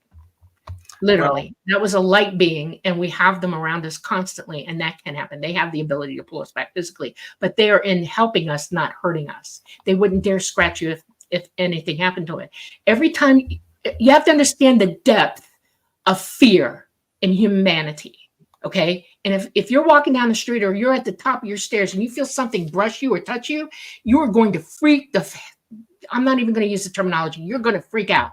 And most people, and I'm telling you, everyone, even in emergency rooms, when they come in and they say, well, it's something attacked me, a demon, and you're talking to them and you're working it out with them, and you say, give it to me point by point by point. What exactly happened to you? And they start doing it, and you realize, and they do at that moment, that they physically commanded their body to move away from the touch. That's all it is. They felt them physically, psychically felt the touch, and they went, and they fell off. That's always the way it is. After years of being in an emergency room nursing, years of watching it on films and everything else, I'm telling you that we control ourselves. And if you can't come to that understanding that you have that ability and that power, you're in a lot of trouble, because Dolly, you're going to blame everything else but how you're reacting to it. And that's the number one cause of all our problems. We don't react in a rational way. We don't think it through. We automatically go to the fear. We automatically go to the horror. We automatically go to the spaz out. We have to stop doing that, because as long as you're doing that, you will never master yourself, ever, not once. Fear is a big obstacle, that's for sure. Yeah. How do you explain possessions, people that are demonically possessed and they have crosses drawn on their body, you know, their cuts and bruises, nobody has proof that the person that has that manifestation didn't do it to themselves. That's the point. There's no evidence in any record, anywhere, at any time, any place on this earth where they didn't do it to themselves or had somebody else do it to them physically. Well, there are priests that testify to the truth of it. You understand that they're priests, and they're mentally geared to push that agenda. They're taught to believe that way, and their belief allows that stupid superstition to mask what they're actually thinking. They have no science behind them whatsoever. They have no proof behind them whatsoever, and you cannot do it. That's why they went to a lot of trouble for years of keeping people under surveillance and watching it happen. And the fact is that we do it to ourselves. That's what happens. People say, oh, I have this. Look, look, look. And you don't realize that they actually did it to themselves. Okay. I don't have any pockmarks or gashes or anything like that on my body. No ET has ever done that to me, ever. And yet I know for a fact that they don't do it to anybody. But people show up with this stuff, and I'm sitting there thinking, why would you have to have that kind of proof? Why would you do that to yourself to prove something that you can't prove otherwise? There's other ways of proving contact, not that. Okay, we're the most abusers of our bodies and our mental attitudes and our reactions to everything there is. And that is the truth. And so you don't believe that the demonic, you don't believe that the demonic realm could have demons in it that are powerful enough to inflict. I'll tell you what, I've seen one demon type thing in my entire life, and I almost murdered it myself. I was coming home in the middle of the night. You know what what are those things? A gargoyle. Okay, this was a live, honest to God, real gargoyle. I was in my truck, I was coming home from the base. It's 2:00 in the morning. It's raining. It's very dark, no moon, nothing. And I had RJ Reynolds lived down the mountain from me, and he had one light pole in front of his property in this great big giant tree. And I slow down when I see that tree because it's, you know, falling nuts in the autumn and stuff like that. It wanted to crack my windshield. And as I went under it, I saw this big black thing sitting up on one of the branches, and I'm thinking, what the hell is that? You know? And the closer I got, it jumped off the branch, slammed into my windshield with claws. It went down my windshield. There was proof. There was claw marks on it. Slid down the hood of my car because it was wet and fell down in front. Well, guess what I did? I punched the gas. It's like, no, because it was a gargoyle with little gargoyle wings and everything, but it was big. It probably weighed 80 pounds. That's how big it was. And I just ran it over. I went home, sat on my front porch. Got out of my BDUs, sat on my front porch with my shotgun, and just rocked for about 3 hours waiting for it. If you're coming for me, man, I'm going to get you. Because if you're physical, I will take you out. No problem if you're that bad. And I thought, what the hell? Why did that show up in my life? And the only thing I can think of is that maybe it just wanted my attention, or maybe it wanted to prove to me that they're real. They are real. Some of them, there are real physical demons walking around here that you don't know what they are. And, you know, cryptids, that kind of thing, that can be evil. Some of them are evil. They had big red eyes and everything. I mean, I didn't dream that. I went out and saw the truck the next day, and I had claw marks down the windshield. And you know, I was like, well, and we took pictures of it. I got them somewhere, and, you know, everybody in my house could tell you. I was like, no, you ain't coming to my house. That's how I reacted to it. I didn't try to figure it out. I didn't try to help it or anything. If you're dumb enough to jump out of a tree onto my windshield, you're going to get run over because I won't play with you. And I did. I ran it over. I don't know if I killed it. I don't know if it was laying flat because the truck was pretty high up off the ground. Maybe I just went over it and it waited for me to go by. But, you know, never again saw one. And after that, my intention after that was nothing like that is ever going to cross my path again. It's not allowed. Go away. And nothing like that has ever done it again. Yeah. And the only reason I could think of that it was there, it was a bad, no good, very bad day on base. Things were happening. It was during the war. And I think something, I was wide open to having those kinds of feelings. And I think that's why it showed up. Yeah, could be. But I don't need to understand it to know that it's evil and needs to stay the hell away from me. And don't touch me because I'll fight back. That's how it is. We're taught why do people go to haunted mansions? Why do people watch horror flicks? What do you think you're accomplishing when you do that? You're laying yourself wide open to any negative BS that's coming your way. It affects you. It mentally, your physical mind can't deal with it. It shouldn't be programmed with that. And if you keep programming yourself with that evil, low base stuff, you're laying yourself wide open for anything to happen to you. And what you're doing is you're taking away your ability to fight back against it. Half the people, tell me, oh no, I'm ready for that stuff. No, you're not. You've been watching it. You expect it to happen. What are you going to do? Well, people like to be scared. I mean, they like to be scared. That's why we go on rides and we're thrilled. Not normal behavior. Mm-hmm. That's a habit, an unbelievably wrong habit to have. If you want to ascend, you want to see the upper realms, if you want to OBE, if you want to open your consciousness and hear the world and the universe talking to you, you can't be having that base negative gunk going on in your body. It's like poisoning yourself. Yeah. Okay? You're poisoning your mind when you do that. We poison ourselves 1,000 different ways. Okay. We allow the government to poison our water. We allow them to poison our food. We allow them to do, well, why? Why are you doing that? Fight back. Yeah.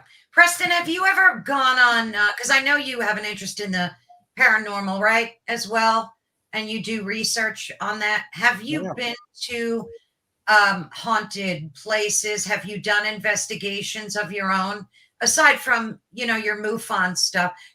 Have you done any of that or an interest in that? Oh, sure. Yeah. Tell us about it. I went to the Queen Mary and did the ghost tour. And that was definitely very ghostly. I've been to a number of very haunted locations. I have firsthand interviewed people who had their ghostly encounters and went to their homes and researched it that way. I've been poked by a ghost. I've had one pull my hair. I've heard things. I went to a lady who did table tipping, which is very much like a Ouija board. It's essentially the same thing. And that was really cool, because I was approaching it very scientifically and objectively, because there were all these people around this little table. I'm like, well, it looks like they're tipping it themselves. And so I couldn't wait for my turn. And there was 4 of us, and it was going and rocking. I'm like, okay, would you guys mind if just me and the medium did it? I'm like, sure. And so it was still rocking. And she had 2 hands on it, and I had 2 hands. And finally, I told her, could you just put 1 hand on it?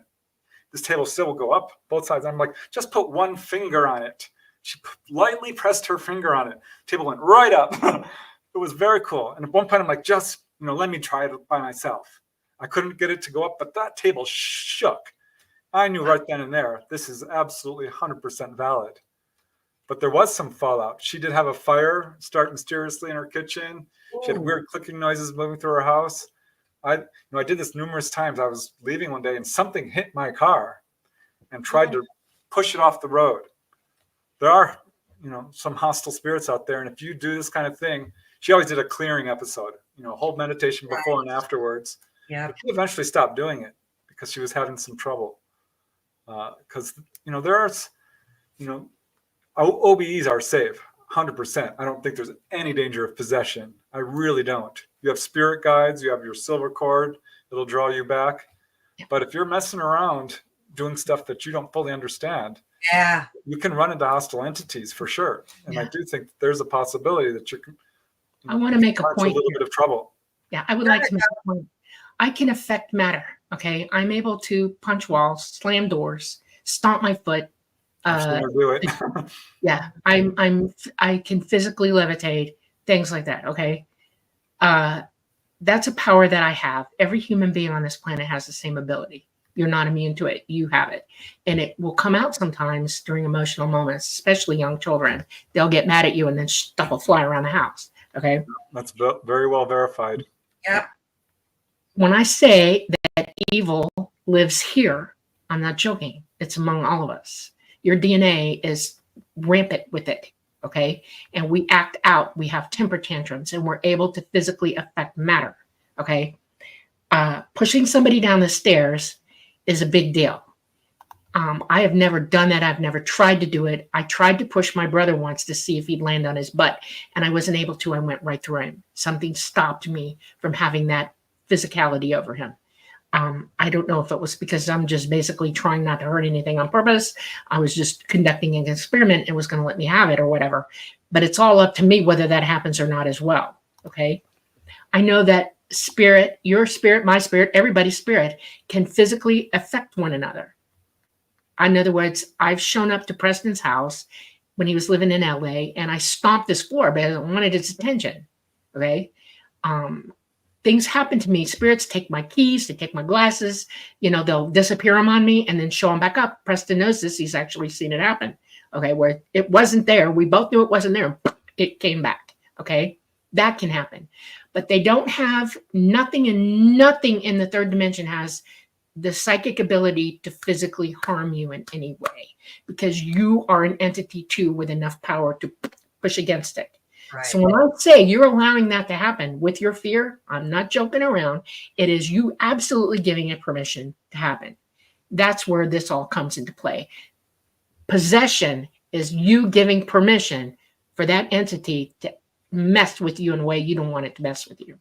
And it's a cooperation of energies between one another to no good end whatsoever.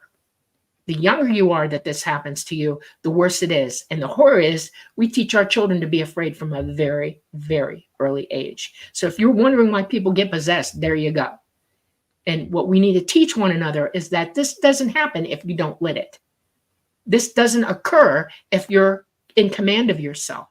This doesn't occur at all. If you understand what everything is from a very early age, then you know better. It won't happen to you.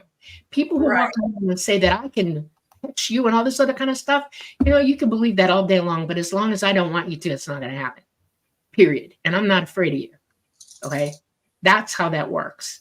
We take vengeance and violence to abilities where we act out with no concern of anybody else, no empathy whatsoever, and we physically start destroying one another when we don't realize that we're doing it psychically as well, okay? Please put those two concepts together because they exist in the same place. And anything that happens to you, poking, touching, whatever, you've put yourself in the place for that to occur. Even when you go to a haunting, you allow these things to occur to you. That's the point. That's how positive, and that I know this because I'm capable of it. I know what I can do with it. And I've never, ever designed to hurt anyone. I tried to push my brother once and I learned rapidly, oh, no. It comes back on you because whatever you do to somebody else comes right back on you. That energy reverberates, okay? It gets you eventually or hurts you now and you don't realize it until later. We all have to take accountability for this stuff, okay? We got to quit blaming everything for everything that happens to us. We have to be in control of ourselves. We have to be aware enough to understand that we're just as capable of this stuff as everything else and not say, oh, this did it to me. No, you allowed it. You let it happen. That's how accountable and truthful we have to be with one another, period. And if you focus on the horror of what that is, you're allowing it.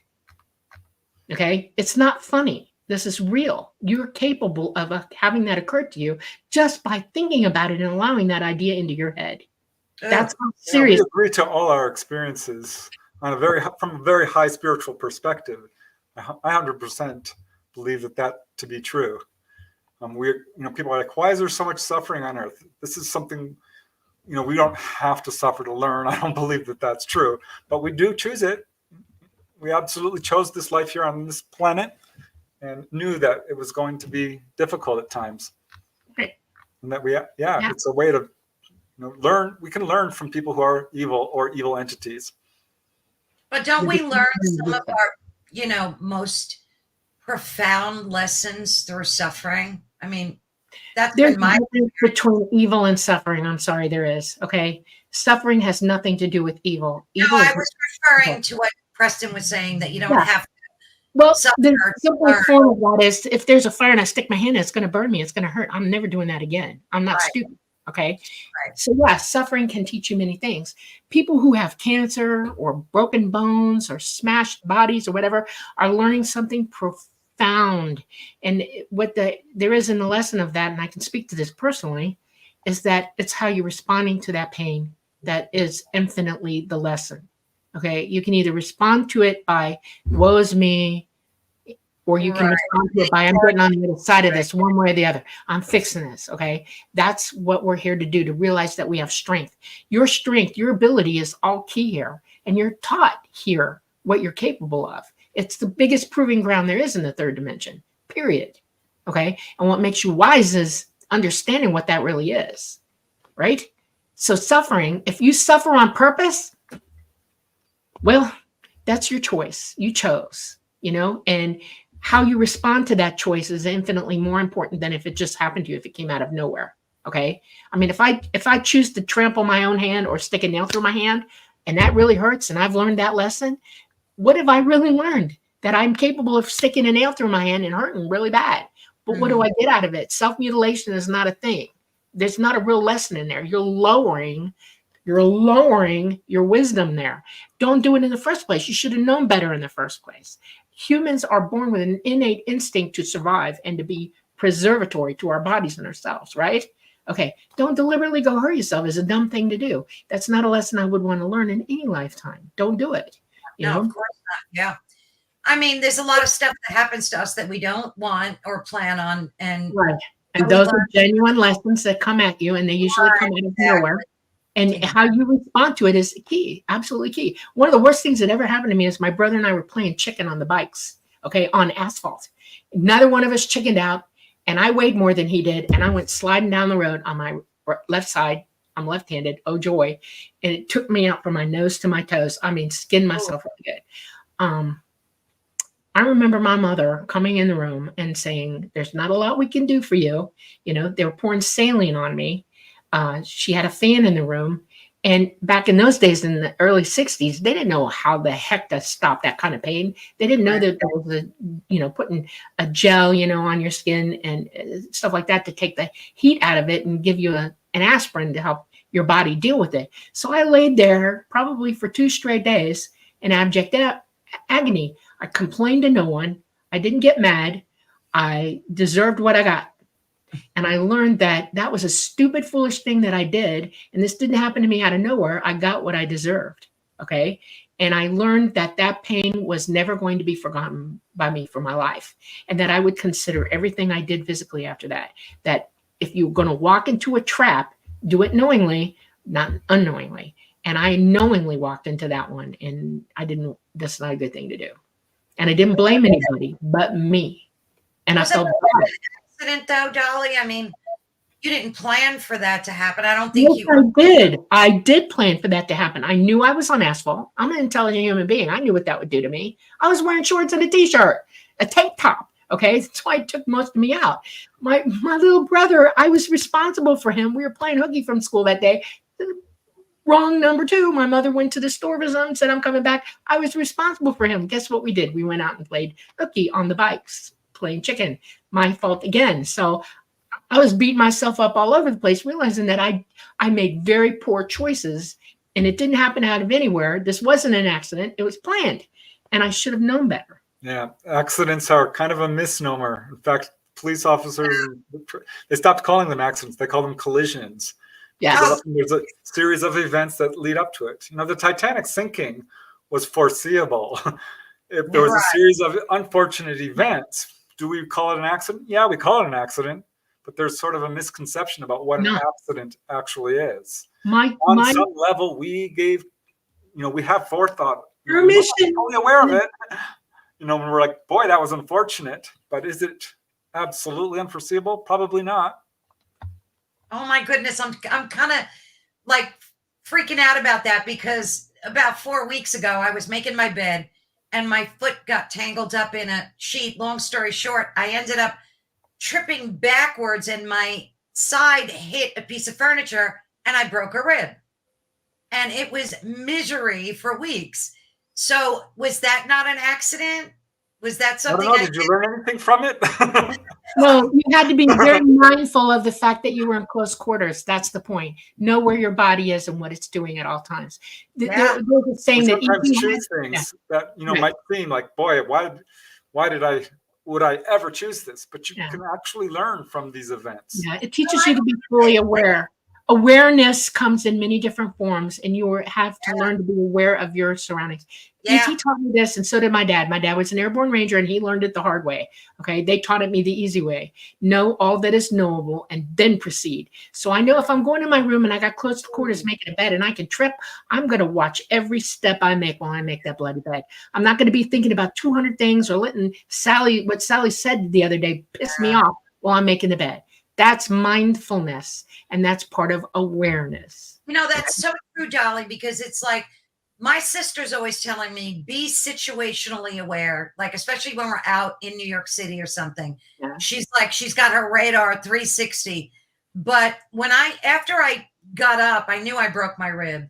And the very first thing I said was, okay, universe, what lesson is there for me to learn today? I was like, because I don't get it. Like, there's no lesson here. But over the weeks, you do discover that there's a lesson in there. Right. Which rib, on the right or the left? Right. It was the 12th one, the 12th rib. Sometimes it might be you just saying, you know what, I'm working too hard. I need to lay down and take a break. Yeah. Yeah. Yeah. I'll tell you who's emotionally and situationally aware of everything he does, and that's Preston. He more than I ever thought of being. I've never broken a bone. Never, not in his life. Oh, I've broken every bone I got. Okay. Oh, yeah. There's no move he makes or anything that he deliberately does that hasn't been carefully thought out, or he's working on it as he's doing it. He's mindfully aware of 100% of the time. I wish I was as aware as he is. That's one of the awareness factor on him that is out there. It's like, God, I could only be that good. Seriously. Wow. The dumbest thing I ever did was I was twirling. I did a twirl with socks on my feet on a carpet. Do you know how stupid that was? Guess what I did? I broke my shoulder. I started doing my rotator cuff, and I was like, "Well, crap," When was that, Dolly? How old were you when you did that? About a year and a half ago. Oh my goodness! Yep. Stupid old me. I knew better, and I did it. I got some questions in from chat. I see these good questions. Go ahead. Let's go for it. We have like 9 minutes left. Yeah, that's why here's one from Leah, which I think is a good question. Do animals leave their body even though they know imminent pain or death is happening? Yes. And this is true for people. There's a study of people who've fallen off cliffs and survived. A good number of them went out of their body before they hit the ground and came back. Wow. And I think this is something we see with a lot of people in car accidents. We're saying, gosh, everything seemed to move in slow motion. This is you starting to dissociate. Yep. So You're leaving the body. You're getting ready to tank. Bye. You're not going to hang around for that. Not at all. Yeah. All right.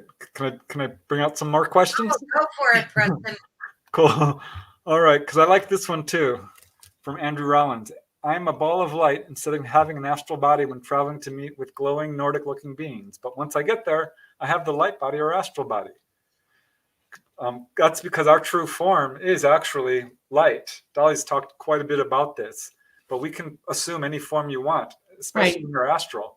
Yeah. Yeah. If you're out of body, you can assume anything you want. Yeah. You show off the way you want to be seen is what it is. If you're trying to communicate with somebody you don't necessarily want them to see as your ball of light, you'll show them, whatever form you want to be in. All right. Here's another one, which I think we already answered. Which is considered more difficult, remote viewing or OBE? I don't know. OBE. It's harder. It was so easy for me to come out. Yeah, I just mentally walk out, no problem. OBE took me. I was almost dreaming when I first started to OBE, and I had nobody to teach me that. Nobody.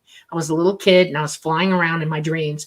And then one night, I was standing on the street outside our house, and I thought, "This looks really too real to me," But I feel like it could fly, and this astral wind came, and I tilted my head up, and boop, I went up, and I thought, I'm doing this. This is real. It's happening. And I proved it to myself because I went somewhere and saw something and then went back to it a day or two later, and that was there just exactly how I saw it. I was about 4 or 5 years old, maybe 6, and I thought, oh my God, I'm doing this. But yeah, you start when you're real little, you're dreaming it until you realize you're doing it.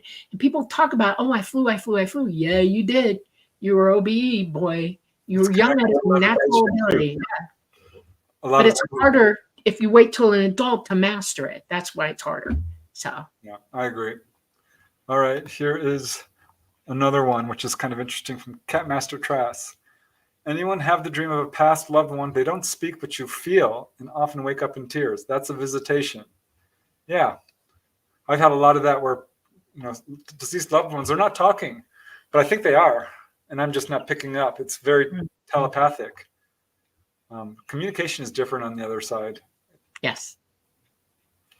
Okay, here's one from AAO. And Dolly, probably you can talk better about this than me. If you are taken from your room in the middle of the night by ETs, not by your own will, is that an abduction or out-of-body experience abduction? I'm so confused. It's neither, right? No, it's neither. You're not out of body. You're physically going with them, and you are you have been in contact with them and have already given permission psychically to be going with them. People got to understand that. That's one thing I tell you. If you don't want ET to bother you, tell them no, and they'll leave you alone. You're giving permission for that contact. It is not an abduction. They already got permission from you. Yeah. So. I've never been pulled out of body involuntarily. Right. It can happen spontaneously and feel like you didn't ask for it. Right, but no. I know there are people who've had out-of-body experiences and they're like, I can't control this, what's happening to me, and feel like it's involuntary. But it's not. That ability woke up in you, and it's very scary for people. Yeah. Oh, yeah. But, absolutely. All right. Well, we've got like 4 minutes left. We could do one more question. All right. I'll pop this one up. Robin M. Have you discussed the silver cord during sleep? Yeah, we all have a silver cord. When we're doing astral projection, you can sometimes see it. Not everyone does. Astral projection is a misnomer because we're actually projecting down here to the third dimension from source where we live and will go live. So the silver cord is what connects us energetically to source. And this is what makes astral projection so safe. Both ways. Yeah. It's source. You come down and you anchor to your heart. There's a node in your heart where the electrical activity is holding you to your body.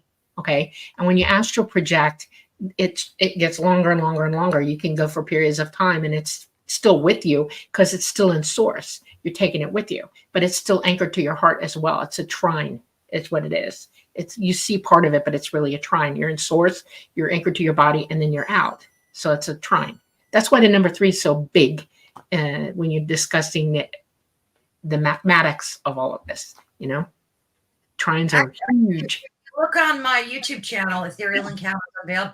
Preston and I had an OBE whole 2-hour conversation, and he talked a lot about the cord and your experience with that. That was really very interesting. So your ethereal body is anchored in your physicality. Okay, it doesn't come out until you die, and your cord detaches and it goes with you with your cord. It pulls you out. Okay, a lot of people think that there are 3 energy bodies. The energy bodies are source is an energy body, and we're in it. We're an energy body, and then you have an ethereal energy body where you can plant yourself in the 3rd dimension or other dimensions and be physical.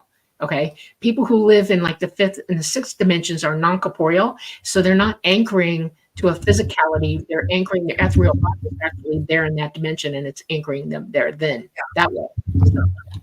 Okay, folks, we're gonna have to wrap it up. And again, I want to thank you so much for tuning in. You've been listening to Ethereal Encounters Unveiled on the United Public Radio Network and the UFO Paranormal Radio Network, which is 105.3 and 107.7 FM in beautiful New Orleans. Thank you guys so much. I could sit here for another 2 hours talking to you guys. It's just it's always amazing to me, and I'm sure everyone else feels the same way. And I hope and pray that I can have both of you back on again. Oh, absolutely. You got to come and visit us too. Absolutely. I would love that. God bless. I love you guys. Thank you so much. I'll talk to you soon. Bye, all. Thank you so much.